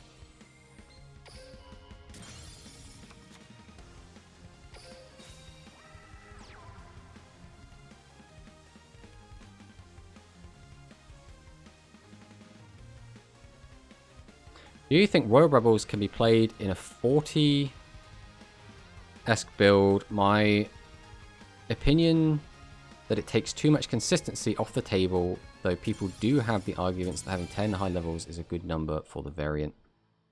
It's...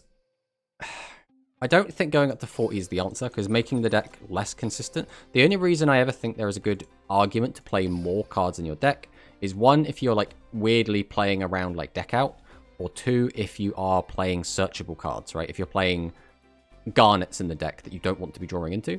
Outside of that, I don't really like going past the minimum. Alright, let's go take a look at our skills. Do we have the other skill at the moment? That's the question.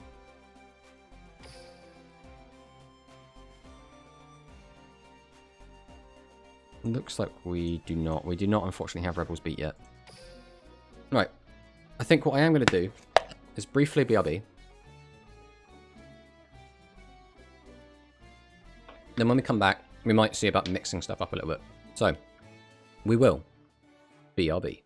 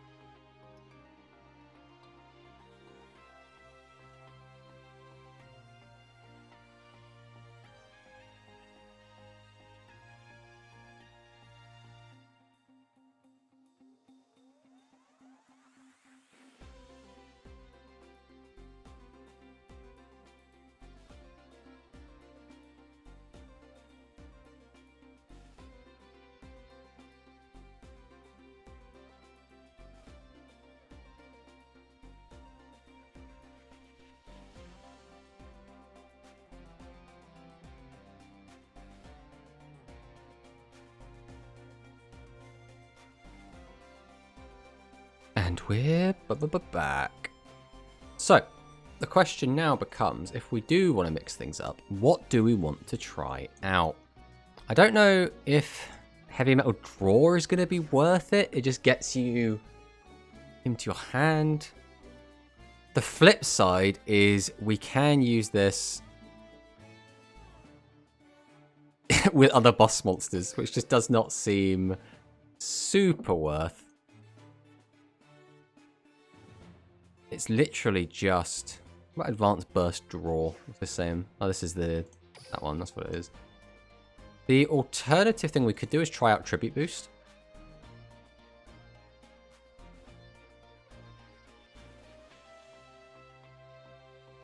I do kind of want to try this. What we might do is try out a little bit of Tribute Boost and see how it works. The flip side with Tribute Boost is we now want to be running more level 5s and 6s, but we already have 4, so maybe we don't need more than that. I suppose we have 5 because we do have Summon Skull. We don't really want to be using Summon Skull for it. Is there anything else we'd want to change? If we go and look at our traps, this is the main thing. We kind of want to be playing more traps, but Recital feels a little bit weak. We can't play Call of the Earthbound because we can't use it with our old friend. Phantom Bind also does feel quite weak if we're not exactly sitting on 1500s. I suppose the flip side is that with this skill, we can use more high-level monsters, as in we can use other level 8s. The flip side being we already have quite a lot in here.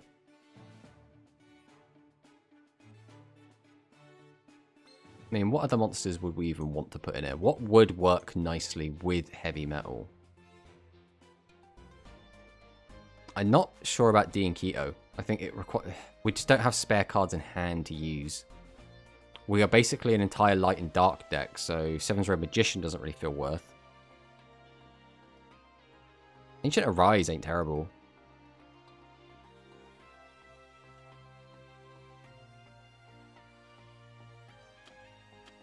Kind of want to try it out. It's probably not going to be very good, but we just want to see how it feels. We're going to take a rocker out as well, because one, we've already got a lot of high levels, so this already puts us to 10, as well as the fact that we're not going to have our Royal Rebels Heavy Metal in Graveyard as often. There's also no reason to play the Parrots anymore. 1, 2, 3, 4, 5, 6, 7, 8, 9, 10, 11, 12, 13, 14, 15. We definitely want to have another normal summonable monster.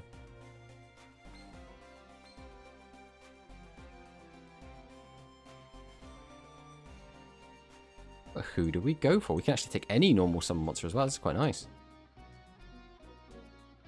What we could do is try to see if we can squeeze in a little package of Aquas. And then maybe take out the Karibos, put in some Canans.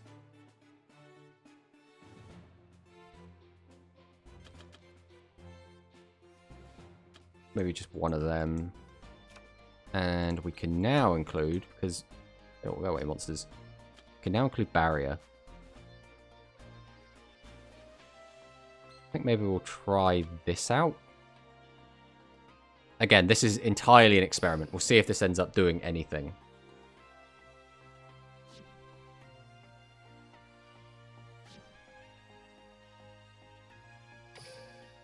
But the idea is that we can summon out our heavy metal just as a 2500 vanilla if we want. But also we do have the option to do a tribute boost play to pop one of our opponent's guys quite easily.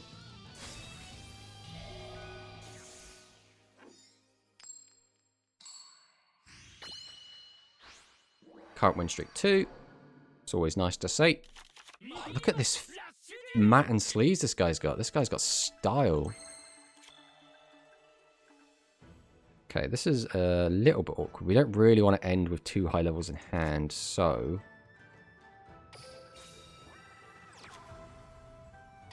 I think we are going to have to summon out heavy metal.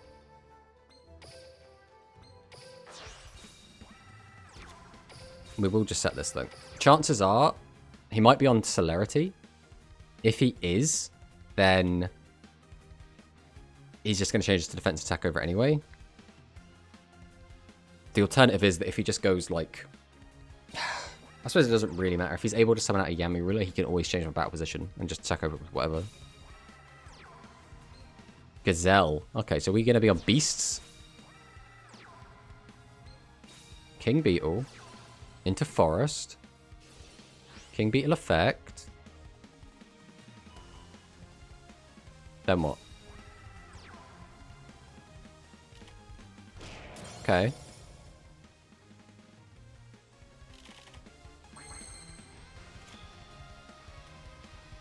That's really annoying. Okay. We set both of these. Then we just have to attack, right? I mean, arguably, we could not attack because that plays around widespread. But I think if we're playing around the 1 of widespread in this situation, we're already in a losing position. On the plus side, all we need is 1 normal summonable, and we can go Growl into Ancient Arise with our skill.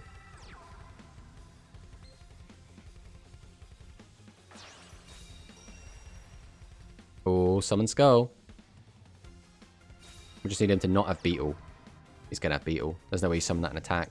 Oh, attack mode. Crazy, man.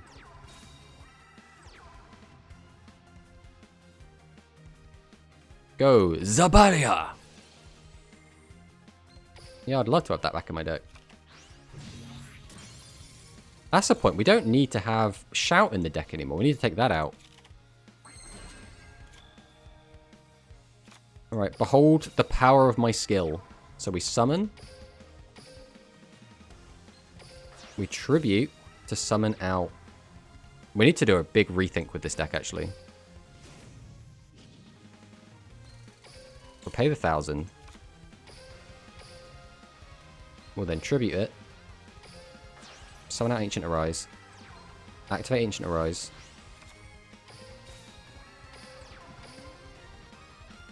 The best part is this actually plays really nicely around widespread because we'd much rather lose Ancient Arise than Royal Rebels Heavy Metal.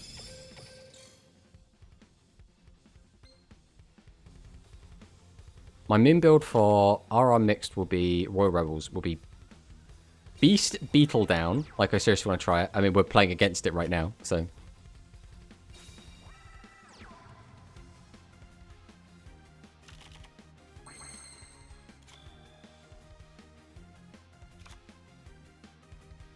Right, we'll summon. Summon. Tribute 2. Summon out the Canaan. I guess we'll activate Ancient Rise. We really didn't need to activate Ancient Rise. There's no reason to make our milling go quicker. That's a little bit annoying. We could have actually totally played around that, but...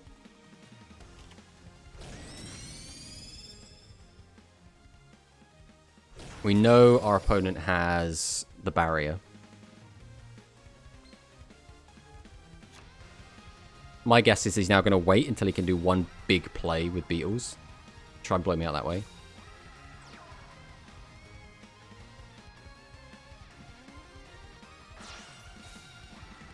Tributes 2 for Dragius. Okay. Then he's going to summon up Beetle. There's no way you do this play unless you've already... Yeah, you needed to have the Beetle as well.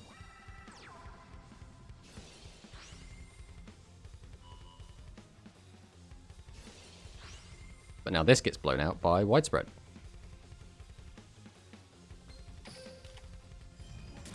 Legend Trap. You get to clear my Canaan, which is fine.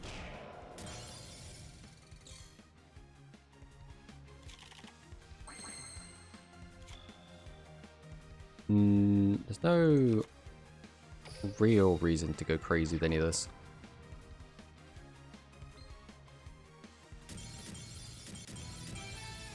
All right, we take that. Right. We need to do a real rethink of this deck. Because we do not need a lot of the stuff that's currently in here. But I am liking the idea of it. Alright. Numero uno. We do not need these at all. Next up, I don't think we need Growl whatsoever in this deck, right? We're never going to be tributing high levels to summon it out. So I think Growl also doesn't fit. So now, we need replacement level 5s and 6s.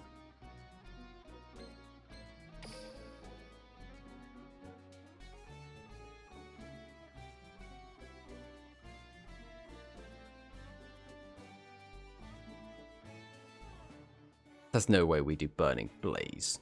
Surely. They're so useless on their own. Without getting the 1000. Why not the Darkness Vault combo? Wouldn't that just be like an entirely different deck at that point?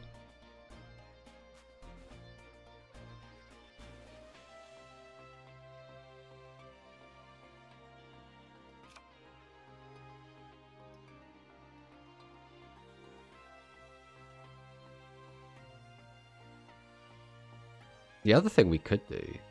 Now, we already have so much light in here is the problem. I was going to say, we could use Witch as our 6.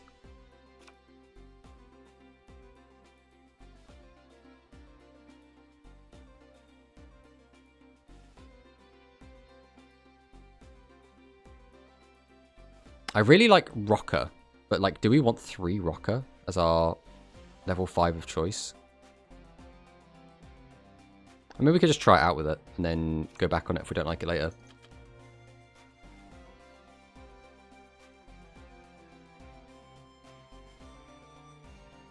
Okay, what this has done is now completely broadened our horizons, and lets us pretty much stick whatever we want in.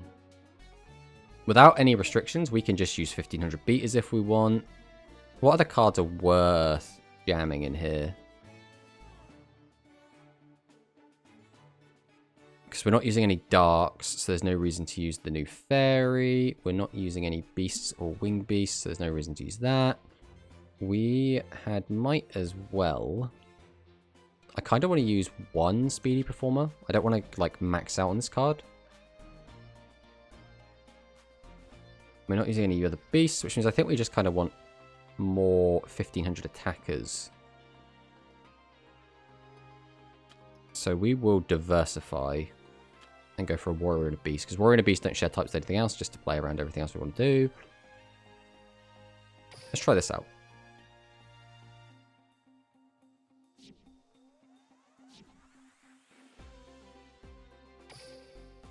Alright. Let's see what this deck can do. So we have already technically won a game with this deck. This is the version 2.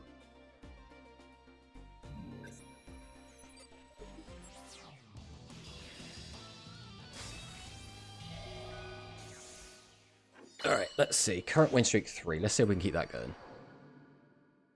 Are we going to be against Psychics is the question.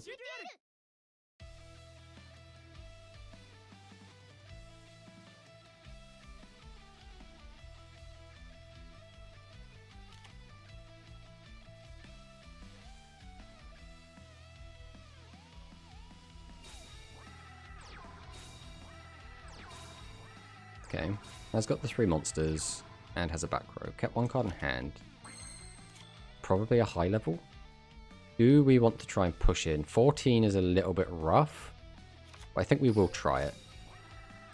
If we can get 3 attacks in and keep him down on cards, that's going to be huge. Just need to hope he doesn't have 1400 butts.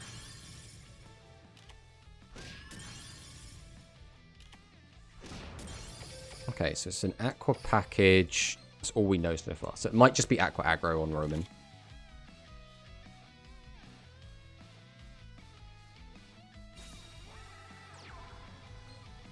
Here's Lamoon.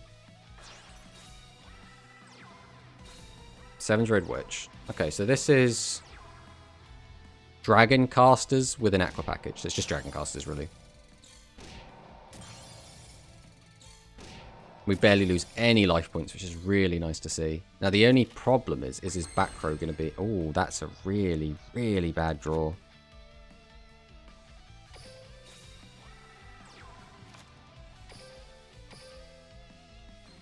Right, well, we tribute this. We then activate our skill. God, this is the brick to end all bricks, this is.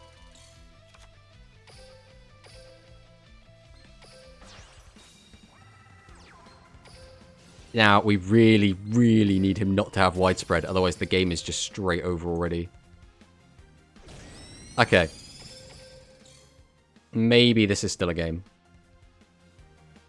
Can you include the Dark Magician package? You said you need level 5 6s, but you don't have enough lights overall. So the only reason the lights mattered was for if we were going to be playing Seven's Road Magician. Dark Magician package is... The problem with the Dark Magician package is it's really shit unless you're using Magician Shuffle. Because at that point, you're just playing, do I find the Dark Magician? And like, yeah, if you open it in your opening hand, great. If you don't, it's now really bad. You're just playing a bunch of bad 2000 attack, 1 tribute monsters. Okay, he's got the SRM. That's annoying. Is that lethal? 8 plus 38. So we're not dead. It's not looking great, though. I mean, having 2 big bricks stuck on our hand is not helping things.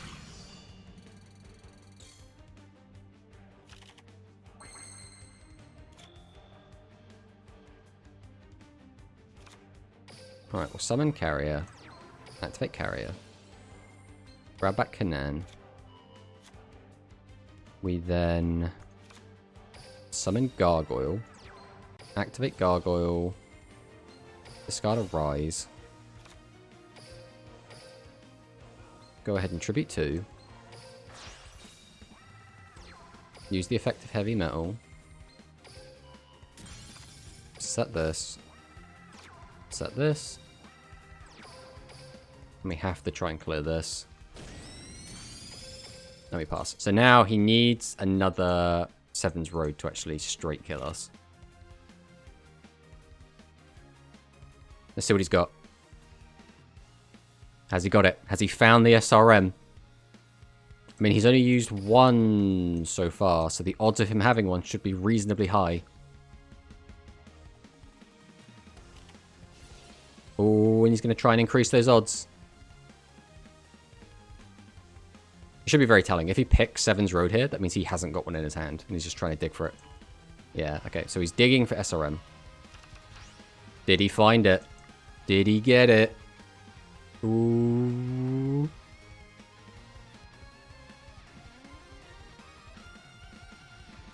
Oh, the suspense is killing me. Has he got it? Has he not? Are we dead? Oh, he's digging again! Another chance at Seven's Road Magician. My man is digging. He's got the shovel out. Has he found it?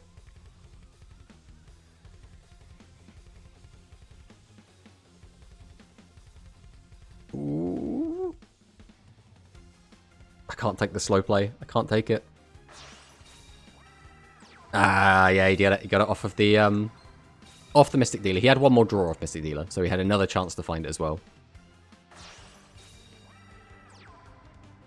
Oh, and Prima. Okay.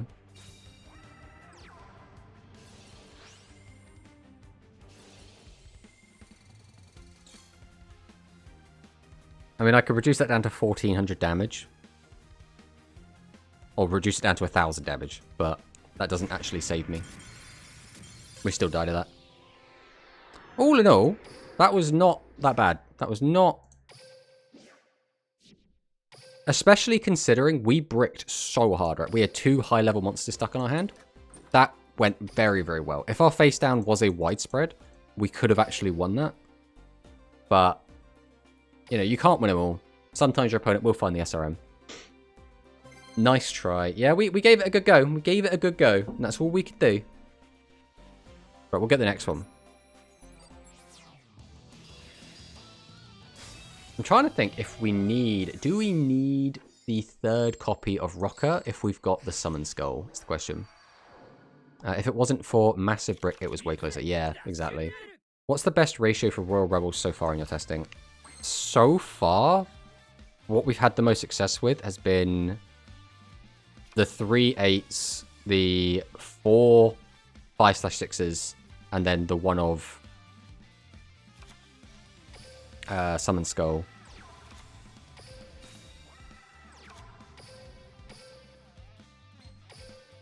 Alright. We always summon out Heavy Metal here, because it's got 2500 attack, which is better than Ancient Arise Dragon's 24.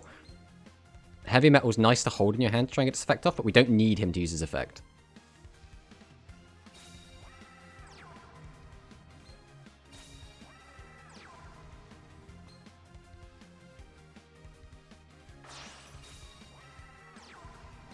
Oh, Dragonic Slayer is the absolute worst thing for me that you could have had.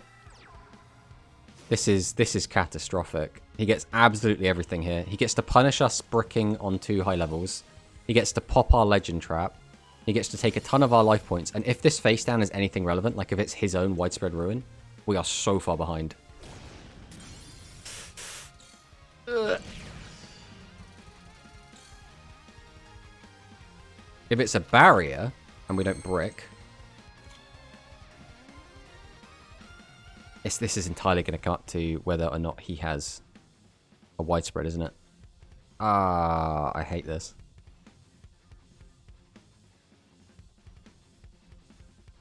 We just did 1, 2, summon that, pop, discard.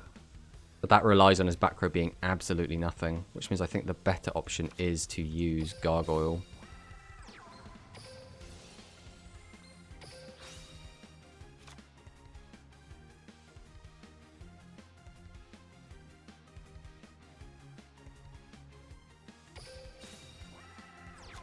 So we will just Tribute 2.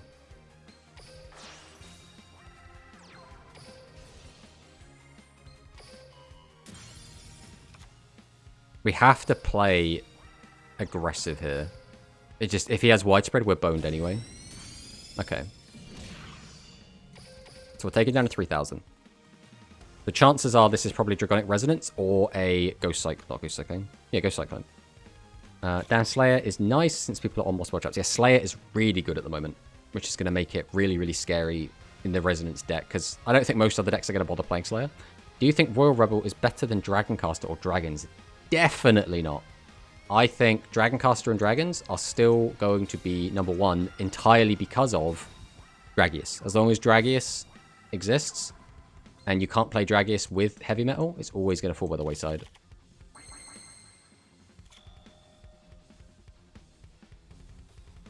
So we have to keep him off of monsters.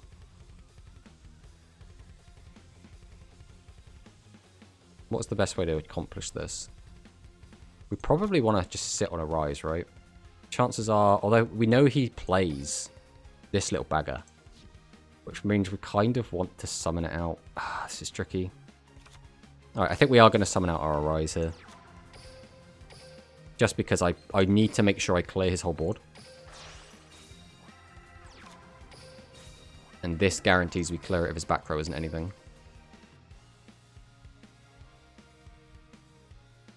Ah, he has got the barrier. Okay.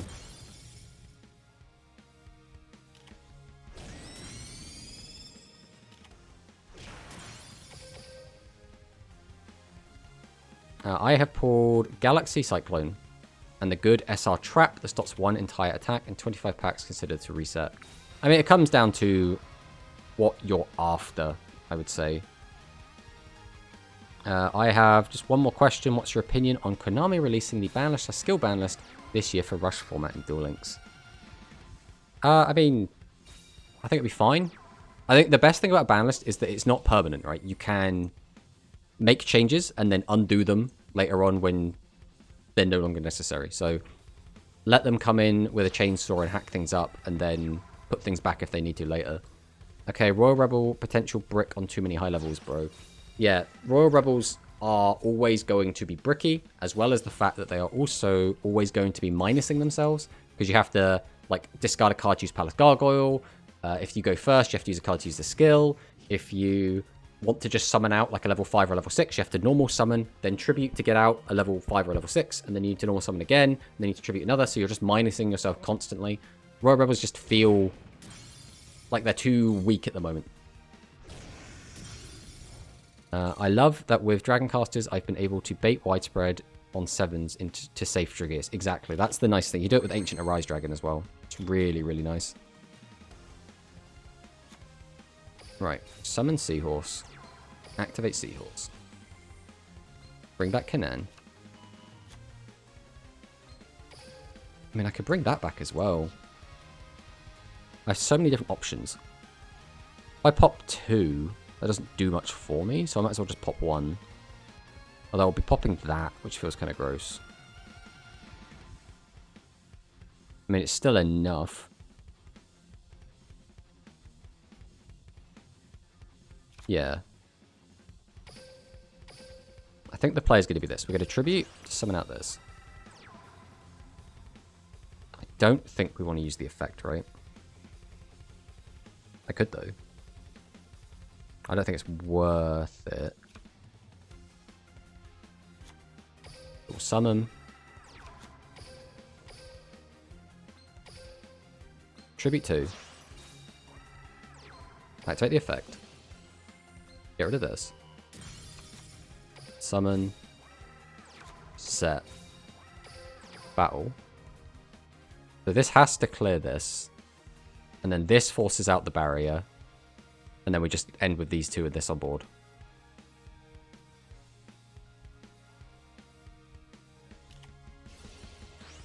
Oh, it was Earthbound. Okay.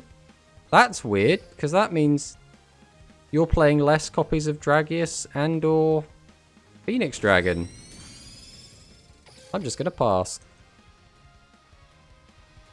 The heavy metal level 8 is very scary. Overall pop a monster and 4k attack is so good. Yes, it can be really good, but again, people can play around it. But what you can do is your opponent could play... So, for example, our opponent played around it here by summoning out the Triad Drago in attack mode. So we had to pop that with our heavy metal. But if we didn't have heavy metal, he effectively would have just left a 300 attack monster in, so we could have got to his life points that way. Next main rush box will probably feature maximum. I think it might be a little bit early, but maybe. Definitely maybe. Thank you for the follow, Rank Referee. And GG to our game earlier. I believe we played earlier. Earthbound sucks. I am confident on it. I especially don't think Earthbound is worth using in pure dragons, of all places. I'm trying to think what decks would use it, because you'd have to use it in a deck that you weren't allowed to use Drageus in. So, like, spellcasters, but then it's not very good in spellcasters, right? Because, like, spellcasters don't have good ways to make a Drageus crash into you. You want to play it in a deck that runs 2,500 attackers, ideally, so you can force your opponent to crash into your 2,500 attackers.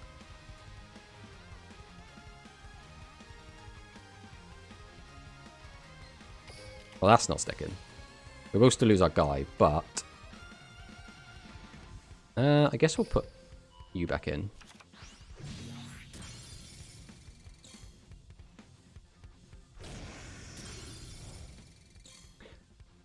I mean, maybe Aquas, but it'd have to be Disco Fever Aquas, because that's the only version of the deck where you can't just play Drageus anyway.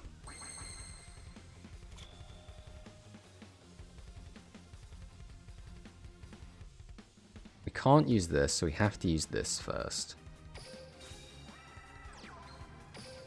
We use the effect, and we get rid of...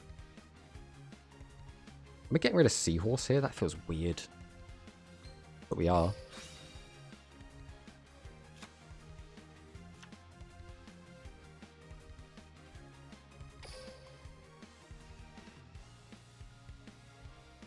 There's no reason to do that, right? I might as well just summon that. I lose 100 attack. Yeah, we'll just do this. We would rather keep the 1,000 life points, I think.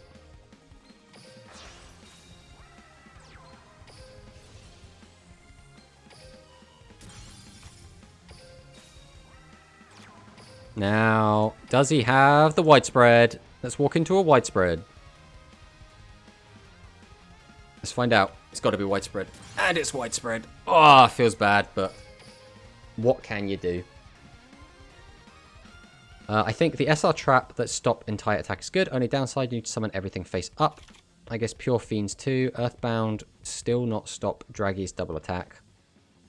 The thing is, if your opponent attacks you with a Dragius, you can force it into a monster that has 2500 attack, therefore stopping its double attack. So in some situations, it will stop a double attack. Won't only play 2 of the boss. The SR trap that stops one entire attack stops it guaranteed. It doesn't always, though, right? It depends on the attack order. I mean, there's no reason to use that.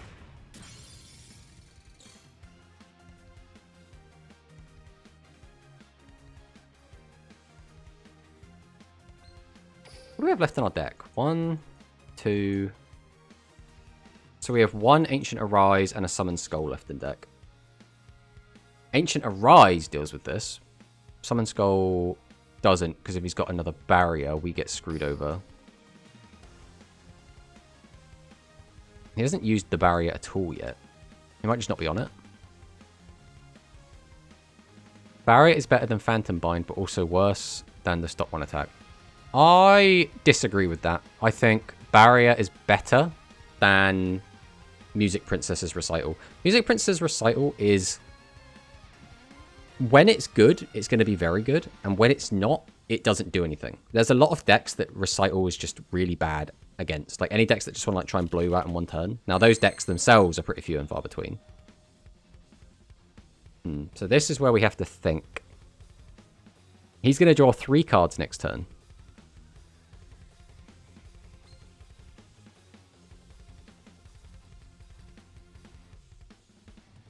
We need to not deck out next turn. We have no way to put more cards back into our deck. Oh, we have Barrier, actually. So if we use Barrier to put cards back in, that only works if he attacks into us. Alright, we always summon Seahorse Carrier. We always activate Seahorse Carrier. We always take back Canaan.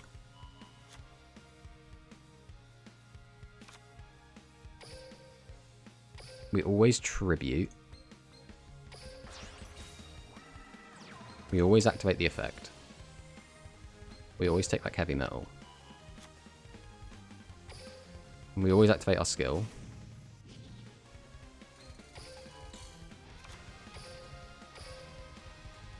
We always Tribute it.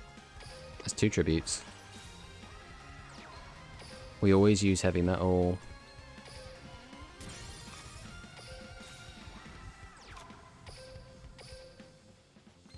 We go 1, we go 2. And then we'll just go for the win here. Rather than trying to pussyfoot around deck out.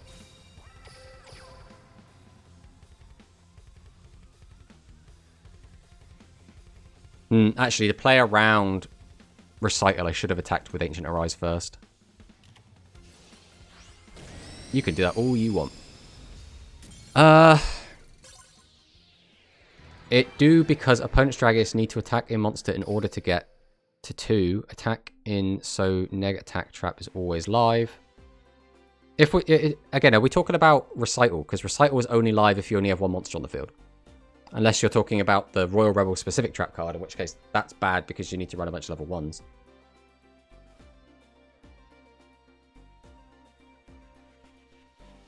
Barrier against 7's Road or Big Rebel with 4k attack not do anything. I mean, that is exactly true. That is the argument that I am making, though, right? Is that the Barrier is bad against Ancient Arise. It's bad against specifically a super juiced up Heavy Metal. It's bad against 7's Road Magician. It's also arguably bad against Beatdown because you can boost your attack up a ton, and Noodle Ninjas. But the point is, most of the decks that you're going to be running into are going to not be using those cards. Like SRM is always going to be a massive problem, but you can play around everything else. Dragius itself actively dies to the Barrier, which is why the Barrier is so good. The Barrier is a good card because when you use it, you can kill one of your opponent's cards, which is so strong. Just stopping an attack is nice. It saves you some life points. Sometimes you might even get to keep a monster. But it's never going to be as good as straight up killing something. And even if you're not killing something all the time, you'll be killing something enough of the time that makes it really, really good. Speaking of the barrier.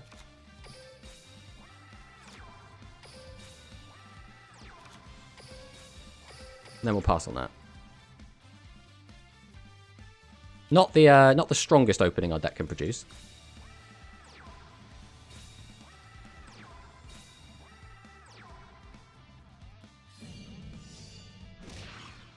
Ow. Unfortunately, that has just telegraphed exactly what we have. Jesus, game. Alright.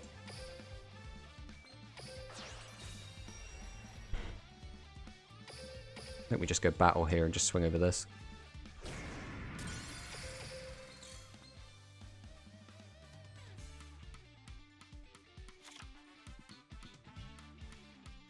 And you regain a boss monster patiently. I mean, yeah, it is really good. Both are very good, just situational. Let us go this way. I mean, yeah, I'm not... Like, I don't think either of them are bad cards, 100%. I think the barrier is better in more situations, which makes it overall a better card. That's my takeaway. I think being able to kill anything, like being able to 1-for-1 a barrier with like an enemy Dragius is insane value. If we're talking about just mitigation of life points, then yeah, barrier sucks. Okay, we're shuffling cards back. Oh, don't put my cards back, you jerk.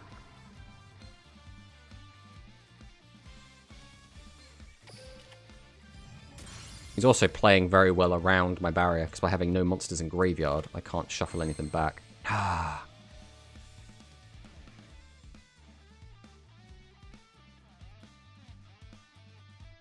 I mean, we can pop all of his monsters, which is probably worth it. We also want to get more cards out of our hand.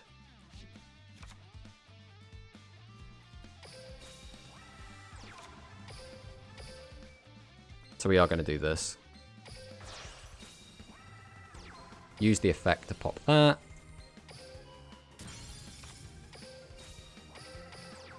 Swing in with this.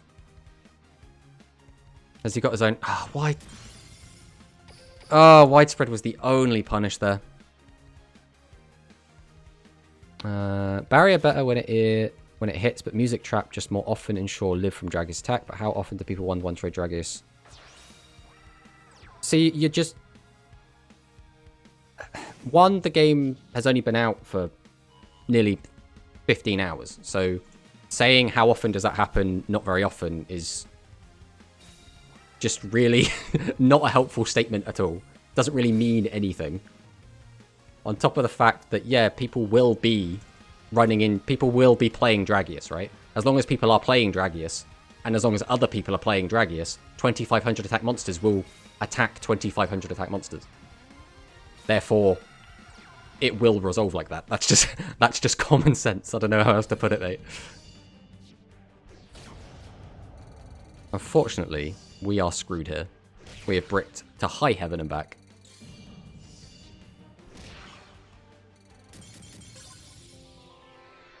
There's nothing we can really do there, unfortunately. We opened 4 trap cards, so... all 4 of our trap cards in the open. I mean...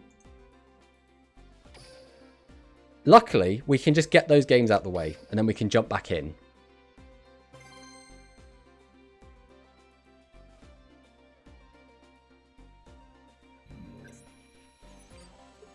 It's such a weird situation as well, right? When you end up getting all 4 of the traps. Because, again, from a deck building standpoint, you're like, well, maybe I should include less traps. But you're like, but if you only open your only 4 traps, like that's you gotta push for that. That's bad luck. Also, to protect Seven's Road, I think Music Trap is better since you stop Dragius and next turn attack over Dragius while Barriers double Seven's Road barrier. If you use barrier, Dragius double with Seven's Road barrier. Well, yes.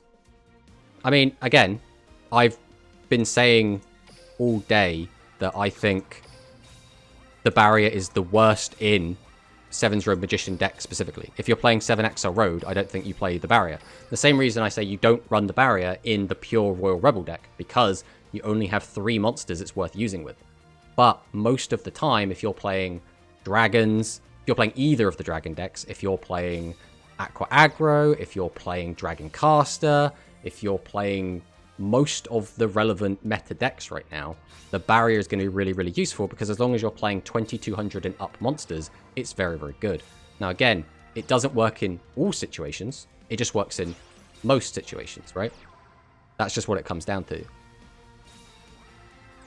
Recital is still a good card, and it's still really useful, again, in very specific situations.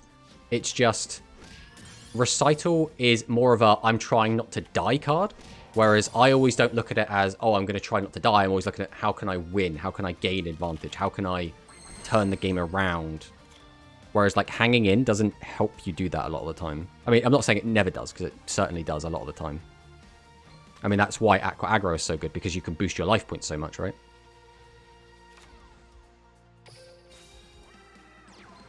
Alright, we'll activate Gargoyle. Discard. Summon. Go ahead and tribute 2 monsters. Now again, this gets hard punished by exactly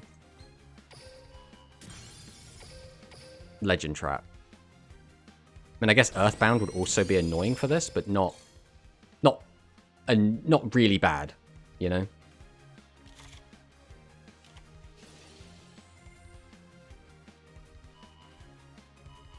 But it's one of those weird things where we're not gonna know 100% what is good and what's bad. It's like Earthbound. A lot of people say Earthbound is just straight up really, really bad. And my first impression of Earthbound is that it seems really, really bad. I'm not a fan of it. I'm going to have to test it out, because obviously someone at Konami did some internal testing and they worked out something was broken about it, right? There was some interaction that made it feel really good. I don't know what that interaction is. For me, Barrier is very good, but a bit more situational and less flexible. See, it's a weird one. I still feel the opposite is true. There's no reason to use this here. Like, it comes down to how often you're playing against Seven's Road Magician, really. And how often is Seven's Road Magician the cornerstone of the deck that you're against. See, right now, if my opponent has the barrier, I can't clear Seven's Road Magician. But if he has Recital, I can clear Seven's Road Magician.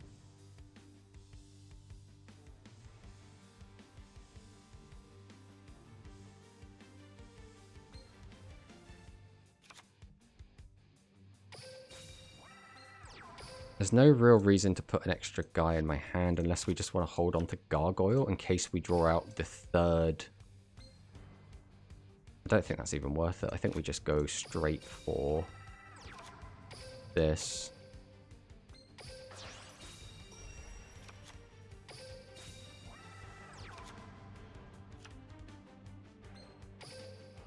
Now the question is, do we play around? I think we do. We play around Barrier. I don't think he should be on Barrier, but I think we still have to play around it in case he is.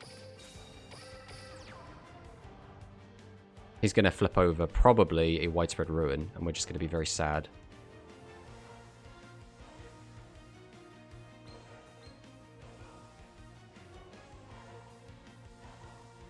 Wow, I just summoned 2 heavy metals with effect in same turn. This is sick. It's really, again, when the deck pops off, it's so much fun. So if we attack here, we force out the barrier. Do we want to force out the barrier here? Yes, we will. So I'd rather not have a 1500 attacker left on when he could summon out a second Seven's Road. Especially inside... Yeah, there we go. There's the barrier. Especially in side deck format tourneys, you will play Barrier and Music Trap and swap out depending on the matchup. Yeah, I think that's very much true.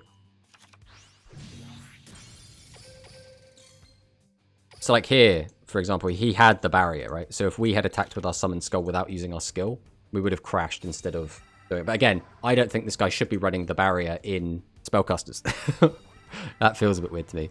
But this, again, could still just be Dragon Casters, but like with a heavy emphasis on Recovery Force. No, this has got to be SAR, right? You don't play Splat unless you're playing SAR. Unfortunately, that means all of my barriers are Garbo. Completely useless against this AR.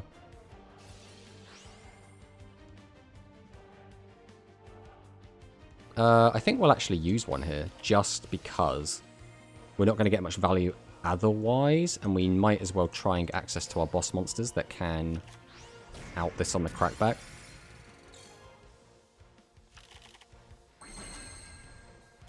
Well, there's the boss monsters that can out it on the crackback. So this plays around it. The only question becomes... I want to use Rocker, but it's really bad.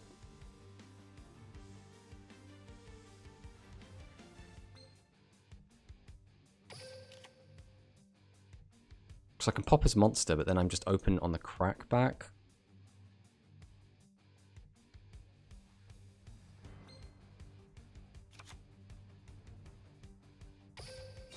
We'll summon. We will tribute for Rocker here. I think we will use Rocker Effect. I'll take you back for next turn. They're going to summon out another Rocker just to get out of the hand. Tribute Tooth, Ancient Arise. This lets me play around the barrier, which we already know he's playing. Unfortunately, I can't play around Widespread. We just have no way to do that. Thing is also barrier. We'll see more play because you get it with half box in, so you often should play around barrier on ladder, then Musica. There you go, so he's on both. Again, there was no way if we could play around this card anyway.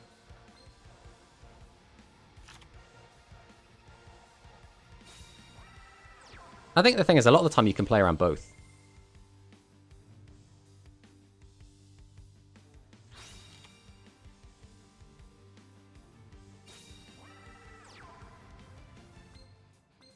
We can pop one of his guys with Widespread. My assumption is he's going to tribute both of these and get out another 7th-row Magician.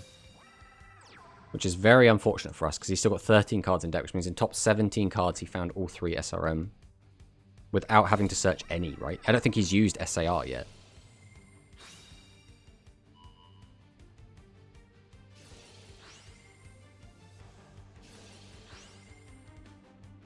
Yeah, I have no idea what he's on. Unfortunately, that is just death, because we didn't get enough high-level cards. Yeah, that's right, I gotta kill that one.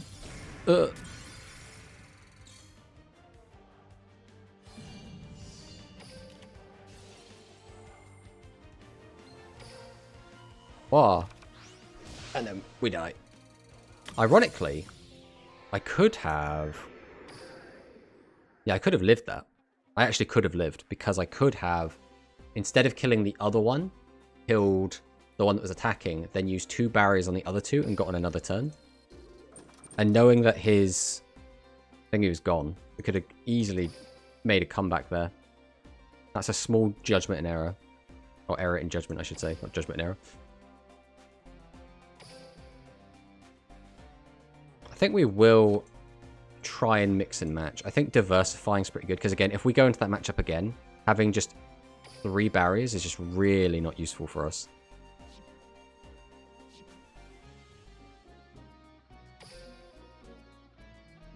True, but you can't really play around Widespread if you don't have Cyclone there. Well, yeah, you can't play around Widespread, but you can play around barrier and Recital. I'm interested to see if people do start playing the Hammer Crush skill a bit more.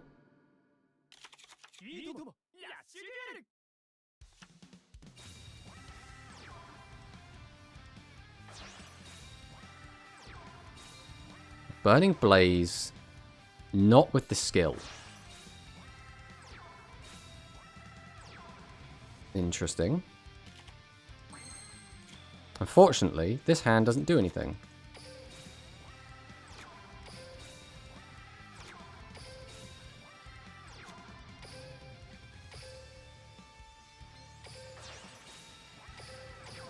So we just get punished. Man, whenever your opponent hard summons Dragius turn 1 and you just have no answer to it, it is the grossest feeling in the world. Speedy Performer doesn't really mean anything here. All of our guys are in defense anyway. As long as he doesn't like summon another Dragius, we're kind of fine. This man, bold enough to just attack with a 400 attacker. Okay, let's see what we get here. Okay, this does give us outs that we need. We'll summon, activate carrier, take back Canaan.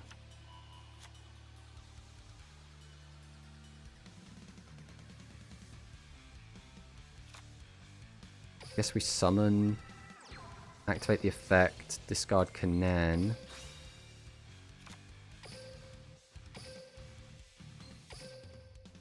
Tribute both. Use the effect. Have to get rid of that. I guess we'll summon this because we're probably going to get screwed by his back row anyway, so I don't think it matters.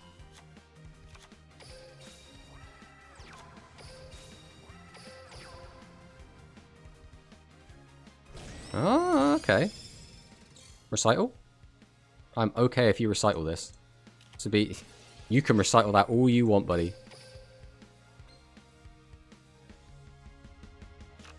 Hammer Crush, Cyclone, and Dealer dig like crazy to get you consistent hands. You have enough ways to deal with back row.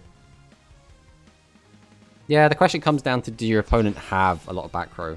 Like, a lot of people might just be running a single widespread. You kind of have to wait and see what people decide to settle on. Behold, my widespread.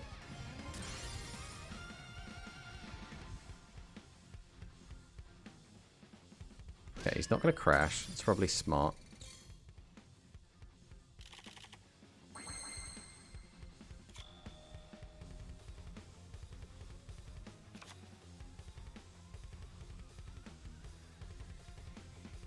I mean, sure, we'll do this. Boost our attack up. Tribute to summon. Tribute 1. Tribute 2. Use the effect. Normal summon. Set. Go to battle.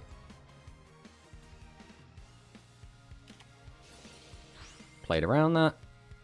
So we can get more damage with that. And then get it for the 13. And then we pass.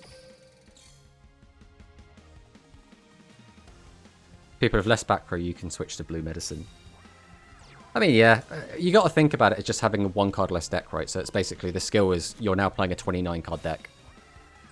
Which is still decent. And it was especially decent when people weren't playing any back row themselves, because then you can't even clog up your back row.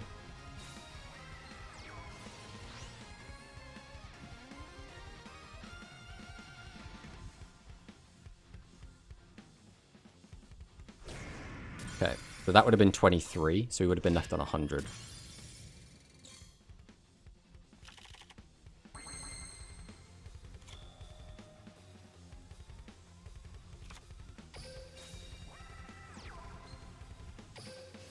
Activate the effect, discard this, weaken this, summon, gargoyle effect,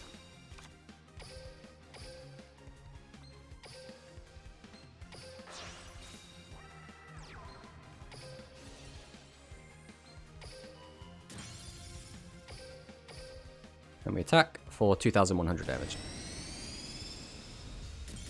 And still draw some cards, or the skill that shuffle 2 Aqua to recycle Keto, or the Seahorse get plus 1k on top.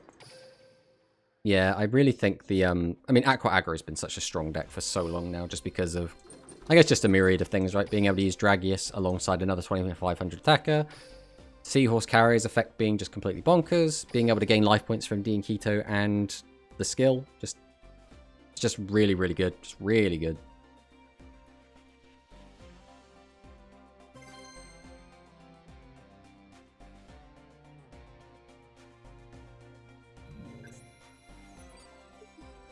Doomsday, the king of games.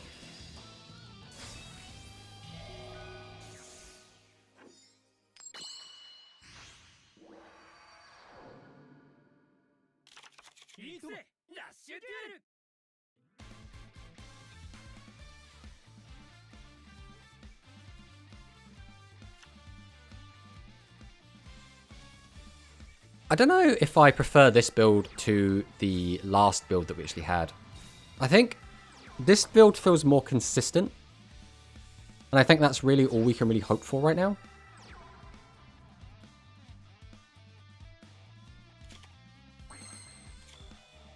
We say opening 2 tribute monsters.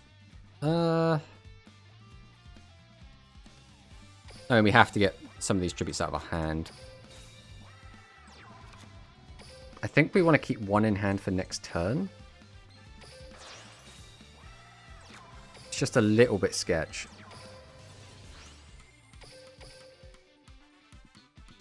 Boom.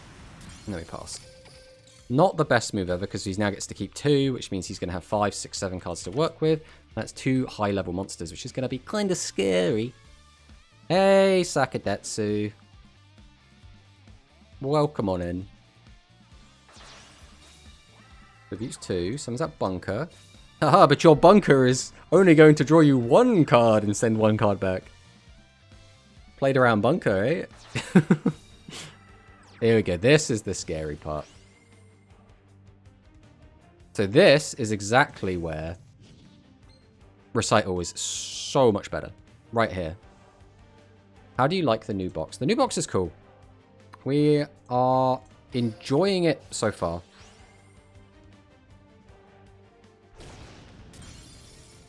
We're trying to make Royal Rebels playable. I mean, they're always playable. We're trying to make them good.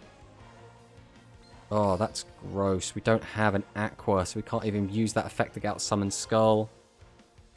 Okay, we still have pretty good... Actually, wait a minute. No, we have a really sick play. We have such a good play. Alright, we summon. We tribute, summon out Summon Skull. We use our skill, Tribute Boost, on our Summon Skull. We can then tribute it to summon out Heavy Metal. Heavy Metal's effect will then pop Dragius, going up to 5,000 attack. Then we can summon out Seahorse Carrier, use Seahorse Carrier's effect to bring back Kanan, which gives us the extra monster we need to perform a tribute summon and get an extra 3,000 body on board, which is lethal.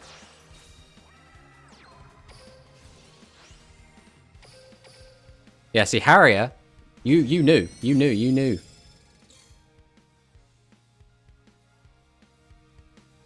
What did I do wrong?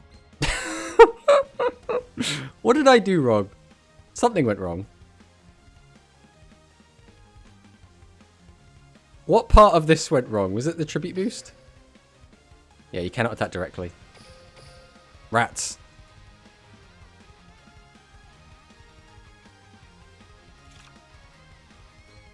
Okay, we didn't win.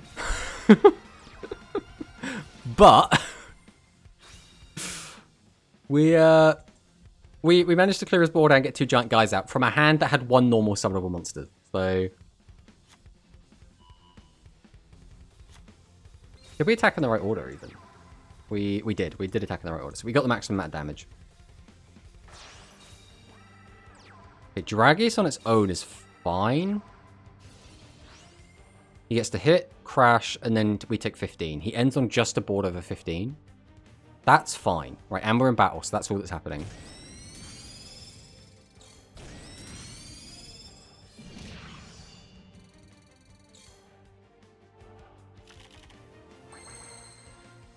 And that's going to be the win. So summon out Gargoyle effect. I mean, we don't need to spin these plates, but we'll do our little combo. Go 1, we go 2, summon out the boy, use the effect, and we'll just get in for the 4K. Bam! Oh, see? Oh, it feels so good when it works. Feels so good when it works. The question is, how often is it going to work, right? That's always going to be the problem, the issue we're going to run into, is how consistent can this deck truly be? I'm still kind of sat on the not very, and I think because of that, it's always going to... I don't even know where I'd put this. Like, is this a tier 2 deck? Like, maybe low tier 2 is my current feel of this. YouTube. Oh, I need to get a real grasp of this, because the other thing is that I am not, you know, I'm not the best Rush player in the world. There will be better players than me that start entering tournaments, they start performing really well, and then we'll really get to see what the ideal Royal Rebel list look like, and that's going to be so exciting. I'm really looking forward to Sunday, actually, playing in Harry's tournament. Really, really looking forward to that.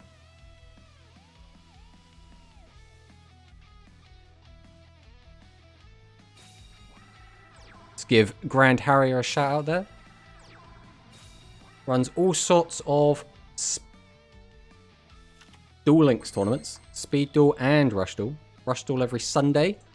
But I've been watching a lot of the Speed Duel tournaments as well. They've been a lot of fun. Unfortunately, not seeing very much in the way of Fluffles. I'm starting to think they might not be meta. Do I want to go aggressive here? Let's get aggressive. Let's get aggressive.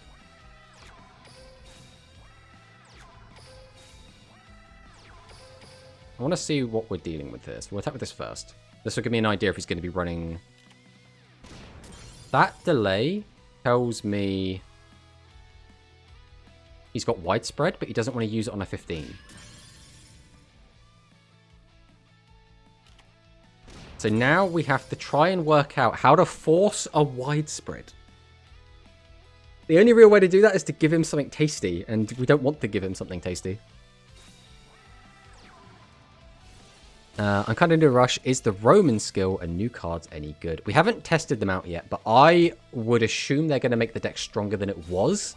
Whether or not it's good is still going to be up for interpretation. I think being able to get a second copy, with the new skill, being able to get a second copy of Roman Pick is so big. Like, Roman Pick is like the best card in Psychics. You must join with Fluffles to make the meta, that's all. I mean, again, I know that I am not the best speed player, right? I don't think I would even get close to topping. I think I'd probably, you know, X2, X3, X4 with my Fluffle list. Now you played around widespread. Yeah, I've got to try and work out what I'm going to do. I've just taken so much damage there. I mean, we pop that, we summon out 2 guys. The only issue with that is we don't have... Thanks for the follow, Riffa. How do we navigate? We can't get his effect off unless we tribute that. If we tribute that, we then don't have the backup to kill the other one. If I summon out both, I can't clear both because one of them gets widespreaded.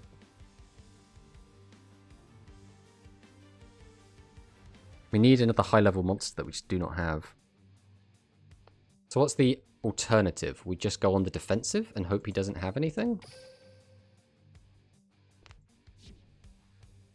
That's not bad. I actually think going on the defensive is the play here. I'd love to keep Seahorse in hand, but I think I might... Actually, there's no reason to keep Thunder the Thunder, because I'm not going to have enough ways to discard anyway. Here we go. Ugh, she's hangry!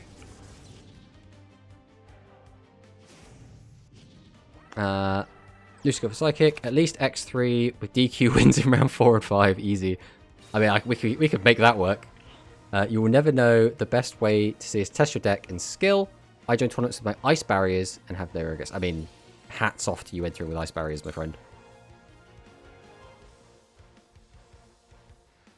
Angry Roman. Heyo, hello. What the hell was that? So, like, what is it? The Barian skills that some of the Zexal characters have? Angry Roman activates, like, from turn 4 onwards. Why did you just activate Climax Finale? Are you going to flip over a... You've got to have piercing, right? Otherwise you wouldn't be doing this. There must be piercing in my future. Just activate pierce. Flip it over. Show me the card. There it is. Unfortunately, that was the one thing we couldn't really play around. So our alternative was that we could summon out both of our guys. Which isn't great because we know that he had the thingy face down. We knew that he had the widespread. So we would have lost one of our guys. The other one couldn't have gone off. What we needed was to trigger the effect of heavy metal as well as get out the summon skull. We could not do both. I think we'll save that replay. That was a good one.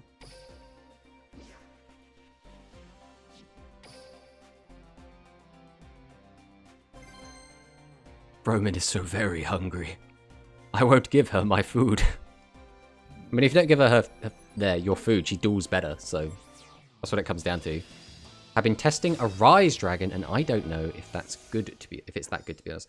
So it is good. Quotations. Ancient Arise is okay in the right situations, I guess is the question. So it's a good attacker, right? Being an attack as a 3000 monster is just decent. That's basically like being a 7's Rogue Magician.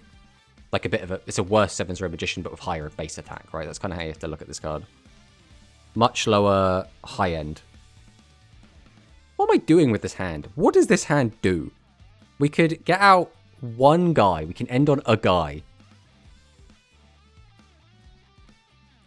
That's so bad.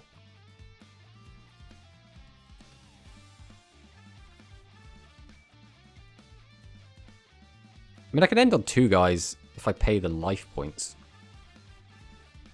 Oh, this is so bad. Right, we'll just summon out Carrier. I think we always go summon Skull here. Then we just set.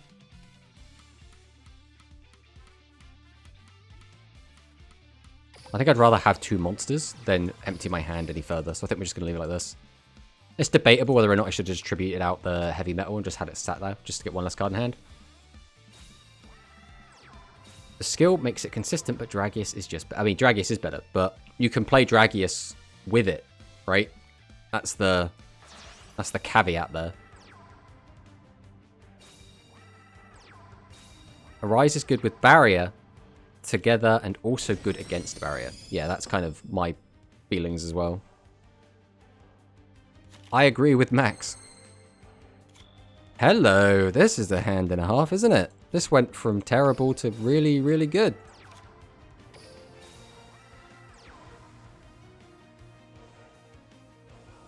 We can't do absolutely everything we want, is the only issue with it. But, oh wait, what am I doing? Can I do everything I want? Tribute these 2, summon this, summon, get the card back, summon that. Yeah, we'll do that. That seems good. Tribute 1, Tribute 2. Summon out Heavy Metal. Heavy Metal effect. Pop the Dragius. And that's all it takes, because Dragius is like the deck master. If you destroy the Dragius, you destroy the Duelist. That's just how we do.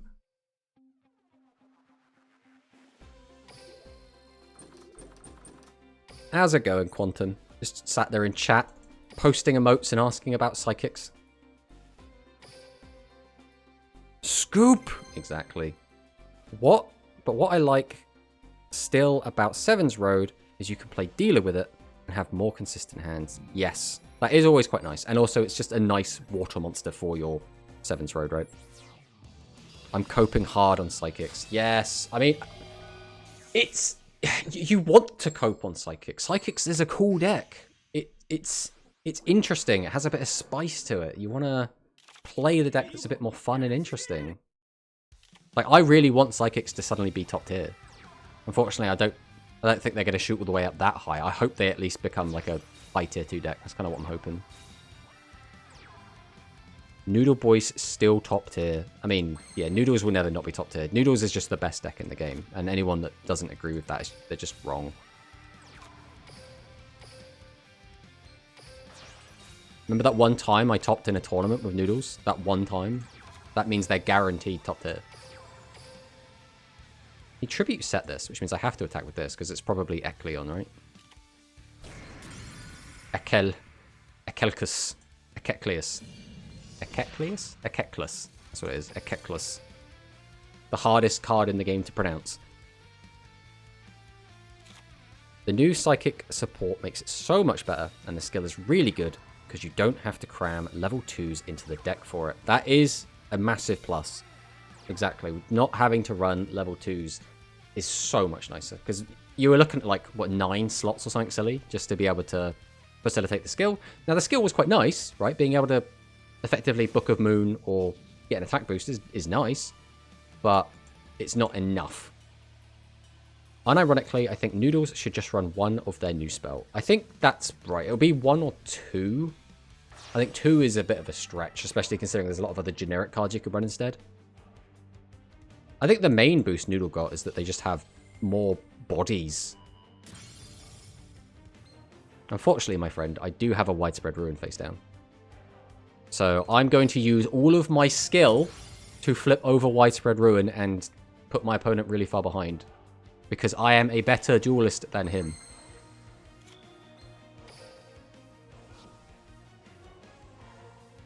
It's always going to be a weird thing with Legends, because Legends are always so strong. Like, the amount of games that are won and lost off of a Mirror Force or a Magic Cylinder is so ridiculous. Why did I summon this out? Oh, this is fine. This is fine. Do this. No, don't do that one. Do this one. Am I just, like, misclicking everything today? I am. Alright. Tribute to summon out. We'll then tribute both. Summon out the boy. Activate the effect. Pop that. And that's all she wrote. Yeah, we'll save that one as well.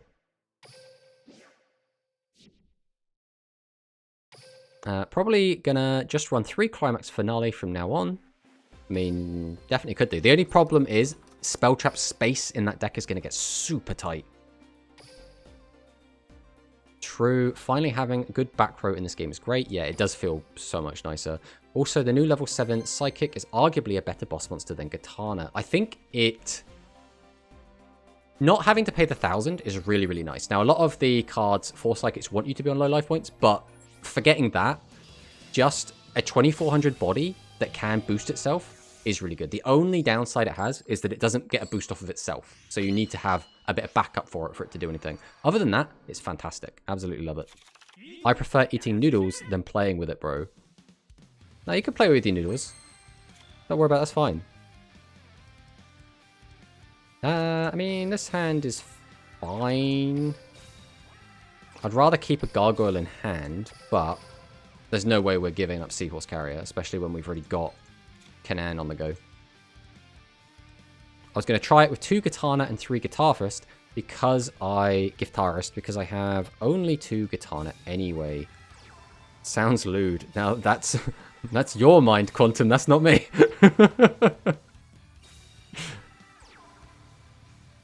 Noodle aggro is the future. And you can't just have Noodle aggro. You have to play Noodle aggro. Oh, okay. Well, there goes Kanan. And we actually got to keep our Gargoyle. And since it's not a turn it's summoned effect, we can do all of it. That's really nice. We'll flip this.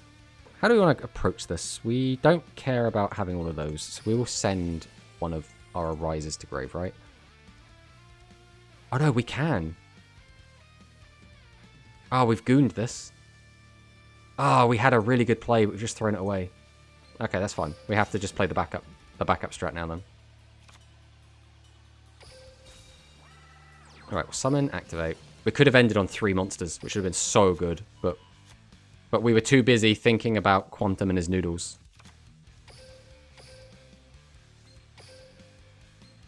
So tribute, summon, activate the effect. pop that. We will then summon.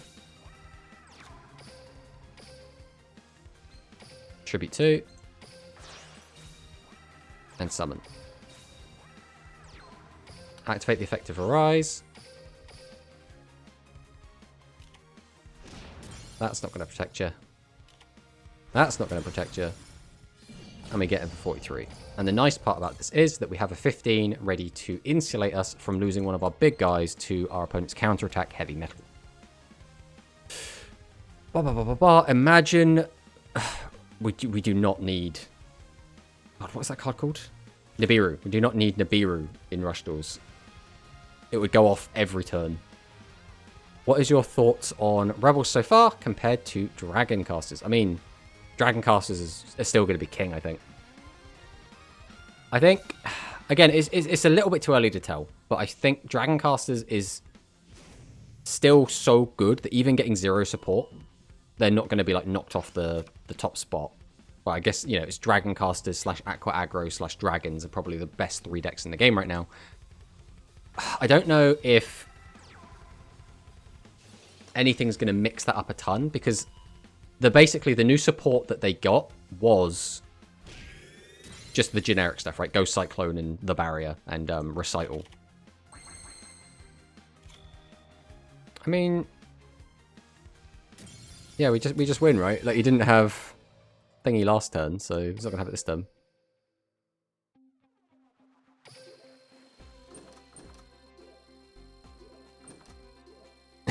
OTK burn damage in Rush. I mean, there are burn decks in Rush. They're not very fun. I mean, I guess you could say they're about as fun as they are in Speed. They're a bit wonky. They play a lot of like high defense monsters, and they attempt to just try and burn your opponent out in one go.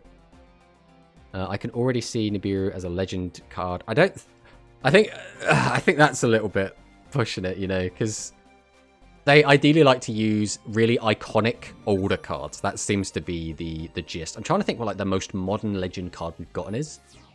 Like, we just got Salvage as a legend, and that tells you like the quality of cards they're going with. I'm hoping Royal Rebels is a good investment and they get more support somewhat regularly. So they will get more support. The question is going to be when. Because if they get some of their future support earlier, they could be very, very top tier very, very early. But are they going to do that is the question.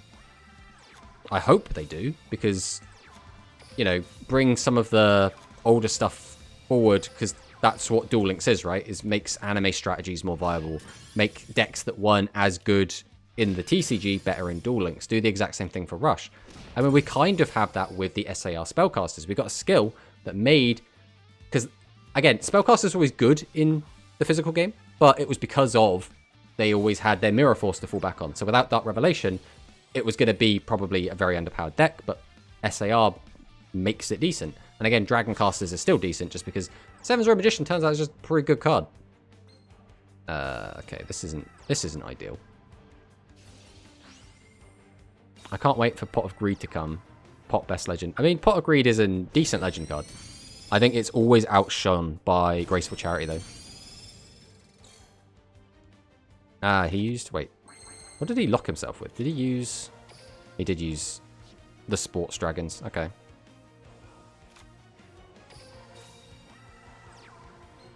Alright. We activate your effect. We get rid of Arise. There's no reason to keep the extra body. So I think we will not use our skill, save our life points. Tribute 2. Summon this, activate the effect. Pop one of these. Set 2. Go to battle, swing into the Dragius. I could have got a bit more damage in, but I think I value getting rid of the Dragius a bit more. Our Batcrow's looking quite nice.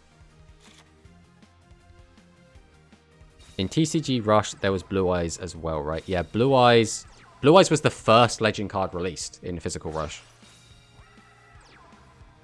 Haha, once again, I have played around your Piercing Strike Bunker Dragon. You can look at the top 1 card of your deck if you want.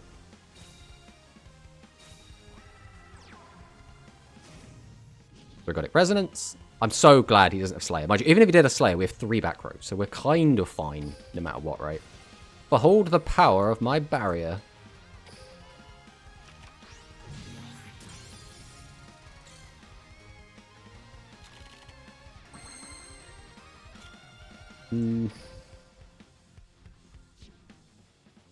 This is awkward. We can deal with it.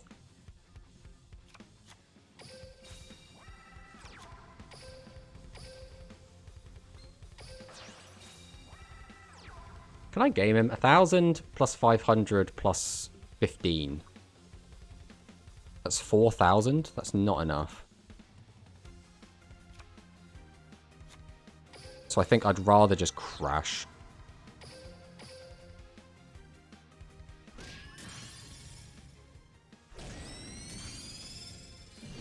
And we'll swing in and pass.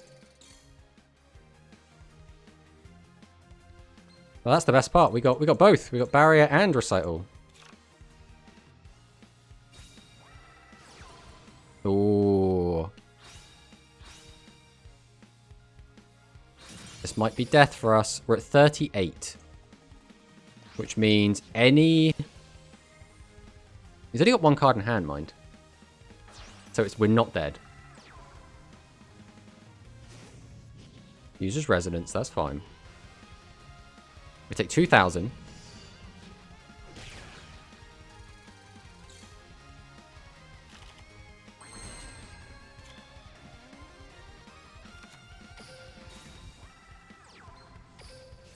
We use Seahorse Carrier to grab Kanan.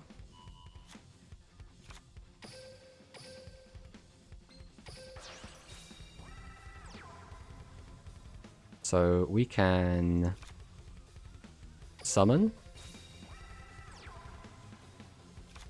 Summon. Activate the effect. Boost this.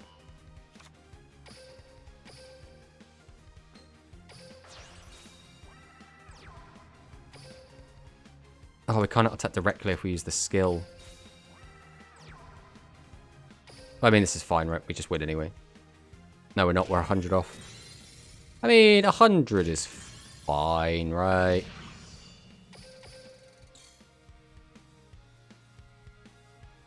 Arguably, we could / should have brought back our Royal Rebels heavy metal.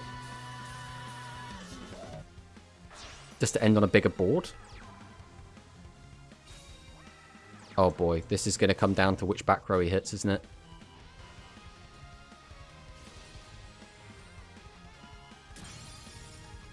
He hit barrier.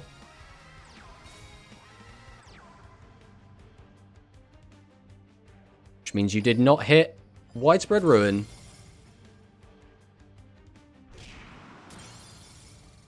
Thanks for the follow, Allier. Yours is only the turn you normal summoned. I could boost his attack up. Also boost your attack up. Could also just summon, weaken his guy a little bit. It's not a bad shout. Alright, we'll summon out Thunder the Thunder. We'll activate Thunder the Thunder effect. We will pitch this. Okay. Oh, we're trying to like... I'm trying to sit there like, right, if he's got barrier or widespread, how do I play around exactly both? Thanks for the follow, Max.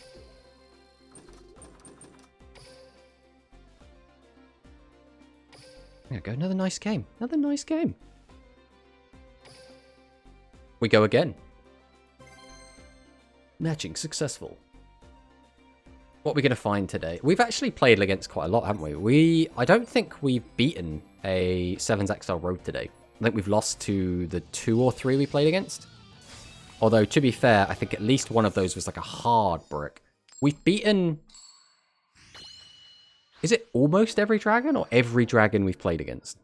I think it can't be all of them. We must have lost to 1 or 2, but we've beaten most of the dragon players. It's like dragon casters are still kind of the kryptonite that we've been fighting against. I really don't like this hand. I can just discard a card with Palace Gargoyle if I want.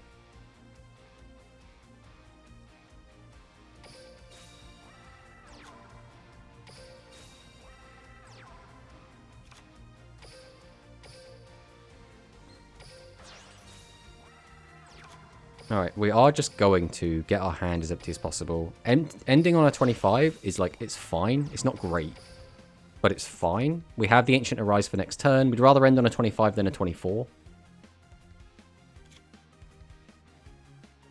Oddly enough, the main problem I'm having with Psychics is trying to consistently get low enough life points. Like, without... What's going on over there, buddy?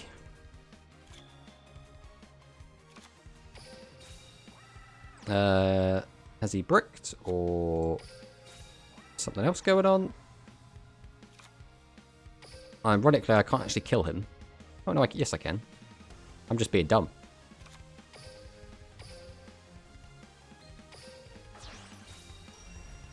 As long as he doesn't have a Sphere Karibo. Oh, another non-game.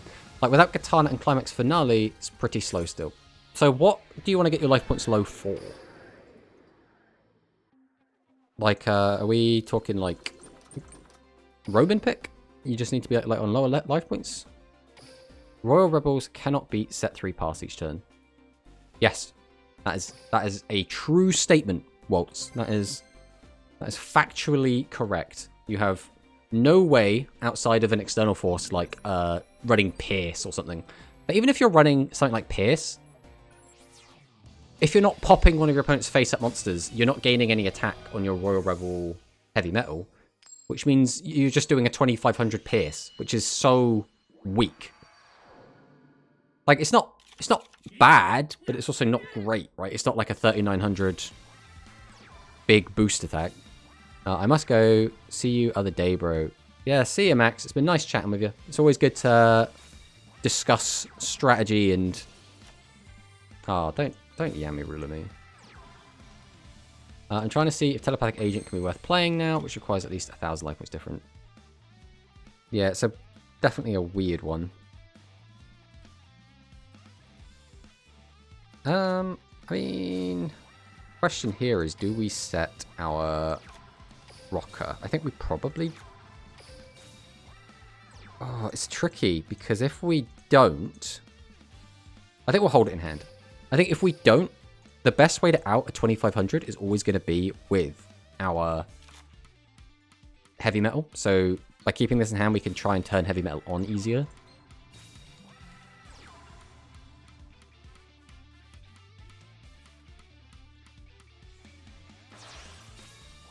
I just lost the mirror match because they were the ones setting 3 monsters and I was the one attacking. Exactly. It's exactly the same as the Volt Condor matchup. You're a counter-attack deck. You have to wait till your opponent goes aggro and then you have to hit them back.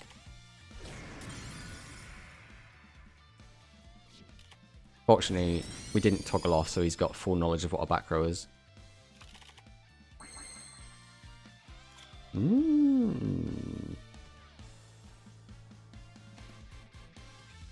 We could just summon, tribute, use our skill. No matter how you look at it, though, we only have 2 normals. And only 2 normals is not enough to do everything we need to do. On top of the fact that he has got out a guy to protect his 2500 attackers, which is quite annoying.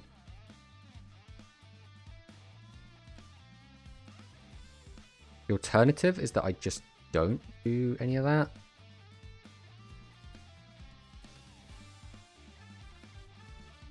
Summon, discard, summon, tribute for that. Use skill. Like, where does that get me? That doesn't really get me anywhere. Yeah, it kind of does. So summon, discard, summon, tribute for that. Use skill, tribute that. For that, pop a guy. I need to have another one engrave, which I don't, so that's not going to work anyway. So we might as well just do it the old-fashioned way. I think we will go ahead and use the effect. Discard this.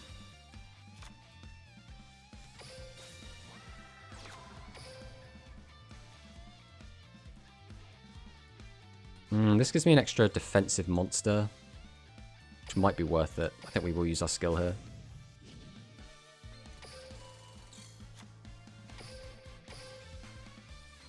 I'm so, like, paranoid of a widespread ruin.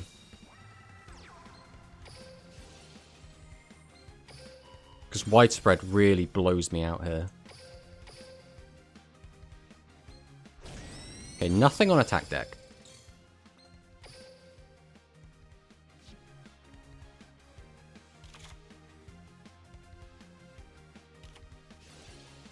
Since we got Hangry Roman skill, just give DJG skill. What's DJG skill? My brain not working.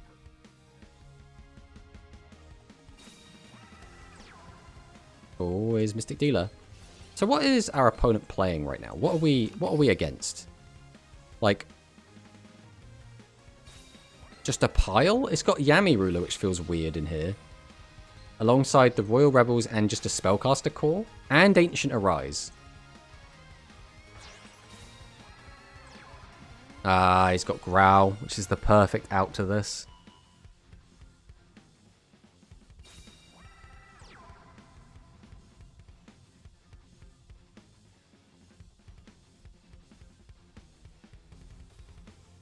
DJ Gavin. Oh, right.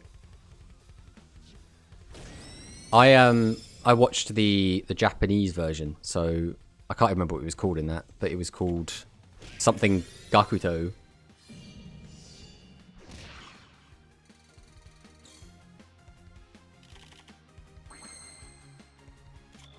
Okay.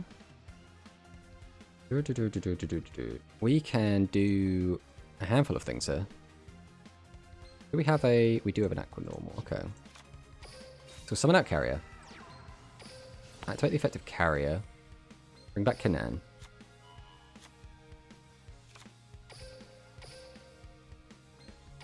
Tribute to summon out Rocker. Use Rocker effect. We'll take back Metal.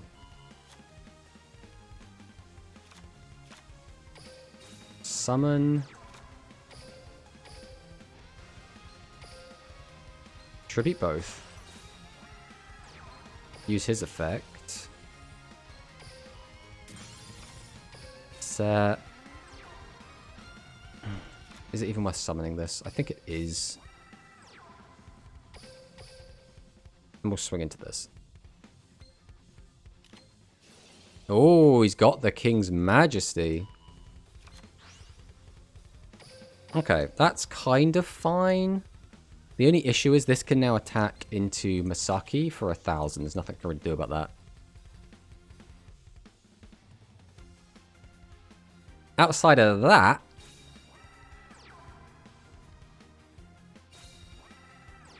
To King's Majesty, I don't hate this card. I don't want to be running level 1 Fiend monsters for it. God, so much back row. Tributes 2. And it's SRM that plays around barrier so perfectly. Okay. Things are looking pretty rough. Why? That's fine.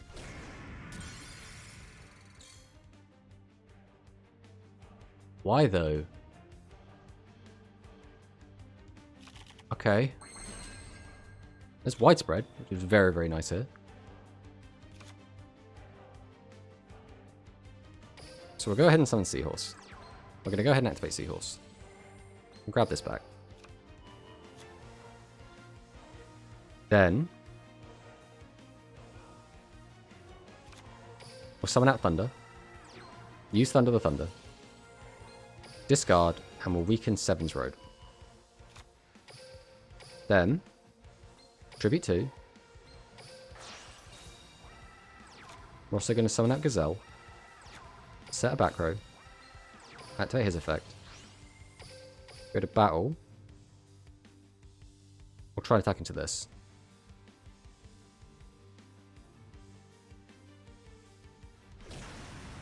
Then we'll attack into this. This plays around the barrier. There's nothing I can do about Recital.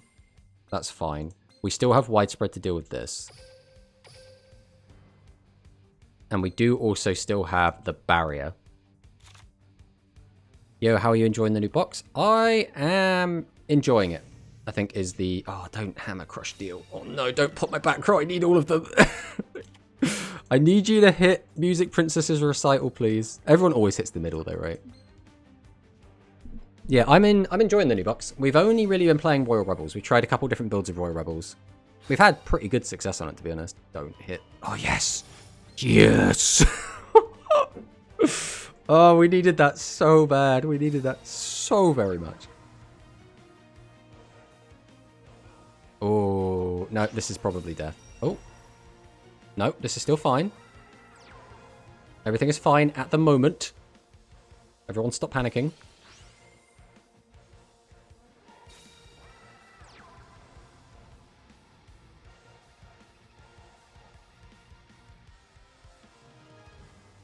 Right, what you got for me? I would like you to not have that.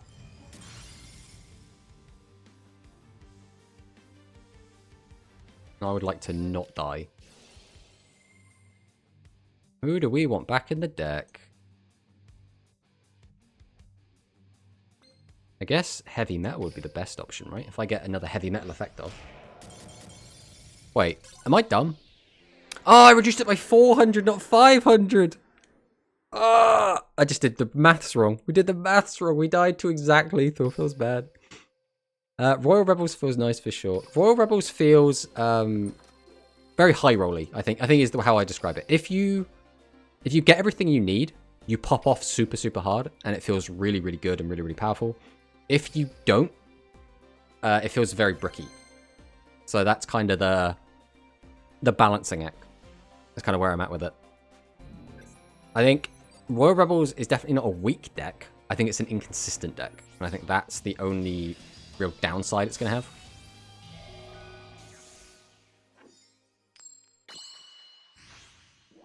One thing I will say, it's very fun.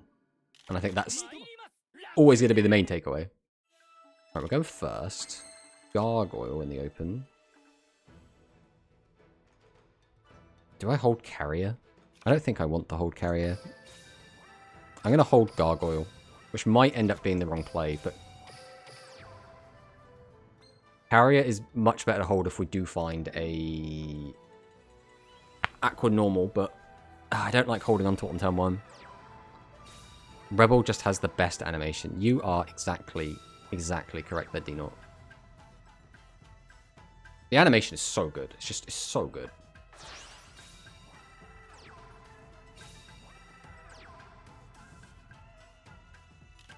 Yeah, actually, I should give you a shout out. Every time I show up in your chat, I see you're always sat there being a real nice guy, giving us a shout out. So let's see if we can't give you one back. What was it? Slash. Bam. Shout out to the man, the myth, the legend, the Icy. I don't need more horses. Okay, we have 2 normal summons. We can actually do quite a lot with this, ironically. We'll activate the effect and get rid of one of these. We'll flip summon this. I guess we'll normal this. What are we missing on Tribute Boost? There's going to be a line on here. Turn 4 onwards. Okay, yeah, that's why we can't do it now. That would have been a really nice play if we could have, but can't always get what we want. Activate the effect. Pop that. And then we'll just hope he doesn't have Widespread. It just doesn't exist. Widespread just isn't a card. See? Just doesn't exist. It can't hurt us. If you have 2 Roman picks, you can loop them. Infinite Tribute Fodder and get your life points low enough for Esperard. Psychics might be better than I thought. Yeah, I mean, that is exactly the reason we don't have 2 Roman pick. But that combo in itself wasn't enough to, like, break Psychic early. So I don't know why they're feeling like they can't give it to us now. I don't think that's suddenly going to make Psychic, like, super top tier. I just think having more Roman picks is really good. Psychic in, like, the modern game has kind of turned into more of an engine. Like, the place it's seen the most is in a deck called Wonderbolt, which is 7's Wonder Fusion to get out the 7's Geas, but using a Thunderbolt, the lightning deity, and psychic kind of engine to facilitate it. And it uses, again, multiple Roman picks to get it going. It's kind of the heart and soul of the deck. Ooh. This is rough. The highest we can get is 15 plus 4. That's 19. Minus that by 3. That's not enough. Which means if he has a widespread, we are kind of boned. Alternatively, we can just take our guy back to our hand.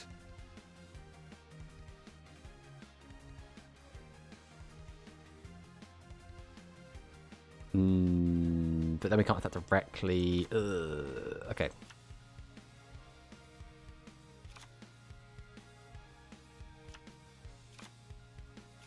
Right, let's just do this. We'll summon. Go ahead and tribute it. We have enough life points that even if we do make a mistake, we will be fine. Oh, there goes our widespread. Is that a sign? Is that a sign he's got the widespread? He just doesn't have it. Widespread doesn't exist. It doesn't exist, I said. Okay, the barrier is fine. That is more than fine. How are the matches going today? The matches have been going really well, Steve. We've been playing with all the new stuff. We're playing with some of the new cards right now, including our Ancient Arise Dragon. Brand new dragon brought out to the game. Got him down to 300 life points, but then again, he is on the max radar, which we assume means he is on Blue Falcon formation, which means we probably don't really have that much to worry about. But we'll see what he's got for us.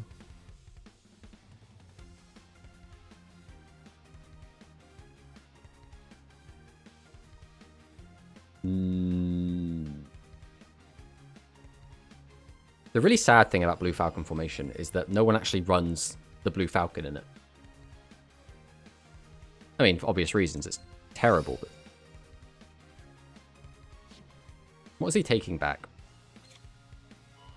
Grace Princess Kana. I assume you just want that. Oh, if he's got Triple Threat Thunder. I know he hasn't. Okay. He's just wanted any monster to tribute summon.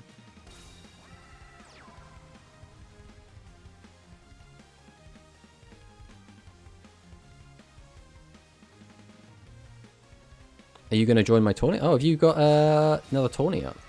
Let's have a gander. Rushdoor format. November today. What's that? 5 PM EDT. What's that my time is the question. That'll be in 6 hours? I mean, I could play in a Rush tournament in 6 hours. We only have one way to get rid of this. And that is with the mighty power of using our rocker. Activate rocker. Take this back.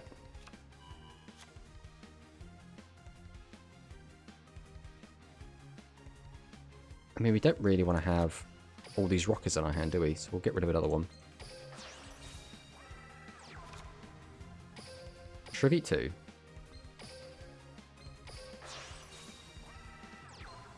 Use the effect of heavy metal and just pop that.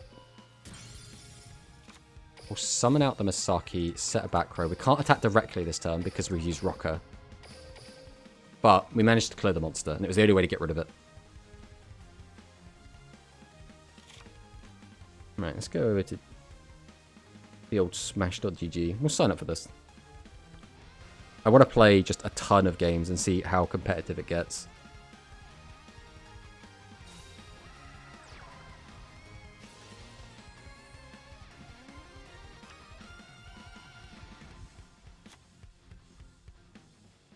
There we go, we're all signed up. We'll have to sort out what deck we're going to play, actually. Oh, do we play the Royal Rebels in that? Or do we try something new? I'm excited.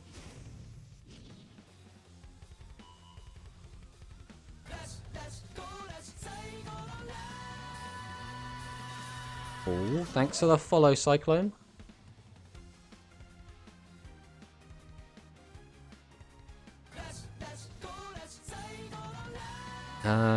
Yeah, we will just barrier that. He is actually on Blue Falcon. We'll put Ancient Rise back into the deck. Okay, anyone else that is interested in entering Quantum's Rush Duel tournament today? There is the link to the Smash.gg. Yeah, that and trying to make lethal since you can only direct attack when using the skill. Yeah. You only play Rush Duel? So we primarily play Rush Duel here, Cyclone. We do also play Speed, but we tend to go over to Speed to, you know, when Rush has like downtime. So for example, pretty much all the last week and a half, we've just been playing Speed, but now we have the brand new Rush box out. So we have been jamming the Rush games.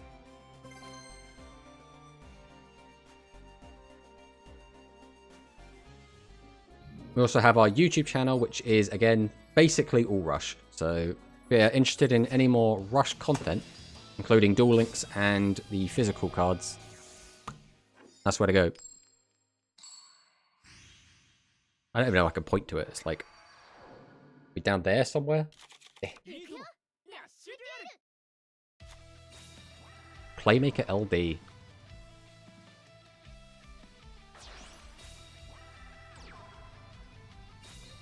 Well, there's a Berry Bassist.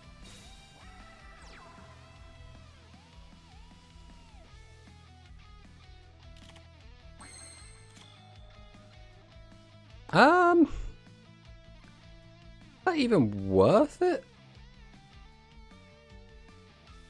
I'd have to summon that, get rid of that as well, and lose a card from my hand. I don't...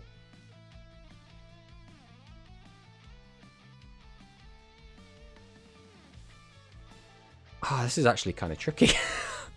This is trickier than I thought it was going to be. I want to clear his whole board. The best way to do that is just summon these three. Use his effect. Discard probably Big Boy. That can't be the correct play. There's no point in doing that now, though, so I think we will set this.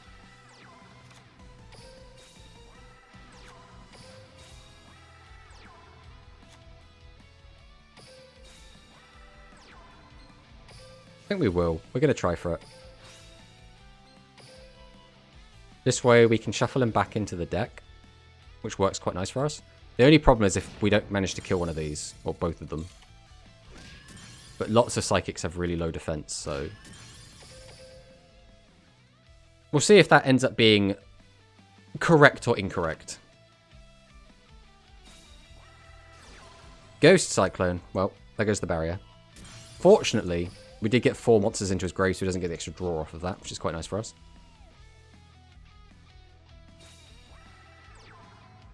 Oh, the Roman pick. We have got his life points lower than ours, so we can use that.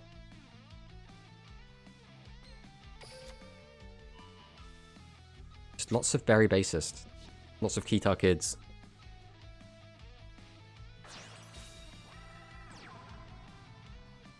Oh yeah, I think all the music in this game is so good.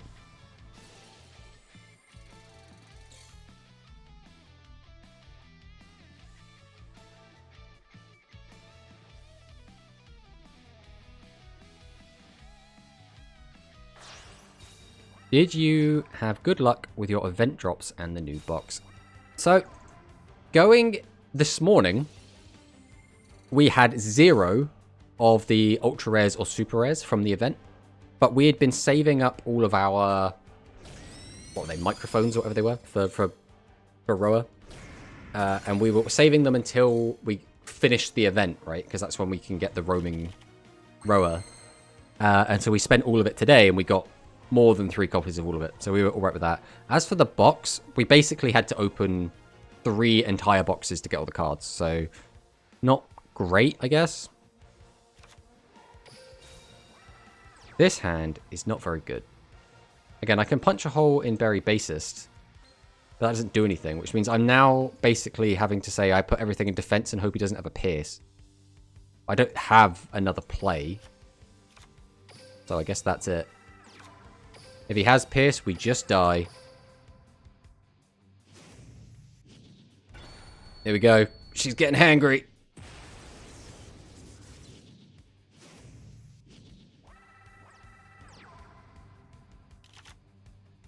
Well, she's not low enough. Oh, she could get low enough, right? She has to be at under 2,000 life points. No, 2,000 under us, which means she'd have to get down to 700, right? She needs a Snickers. That is exactly right. I'd really like it if there was a way you could just calm her down. Like, give her some, like, food cards or something. And then she'll revert back. And have to give her Roman pick back. Tributes 2. Summons out the second Prima. Oh, no, you can go double. Okay, so you go, what? Pay 1,000, pay 1,000. No, that's not going to be enough. You need to pay another 1,000. And even then, like, Esperard doesn't win the game, right? It only does 2,000 damage. It's been so long since I played against Esperard.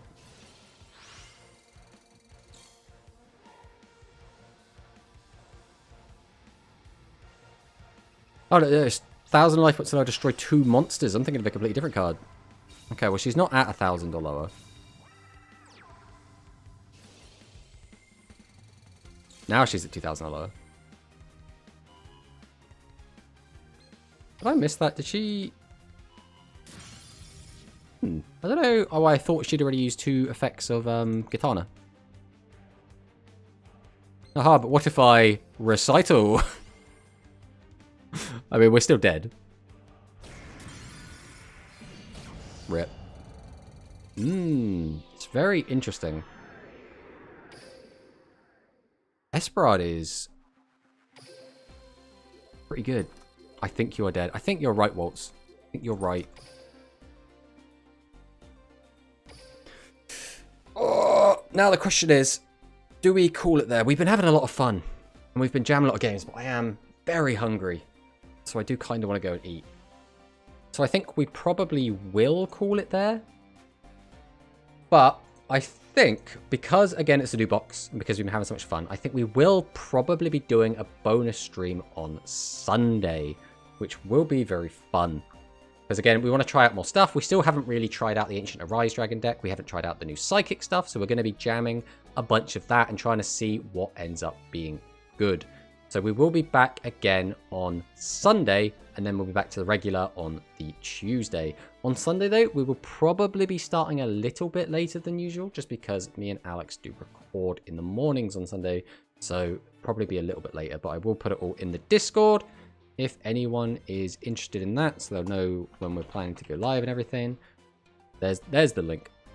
Otherwise, thank you all so much for watching. I hope to see you all again very soon. Goodbye.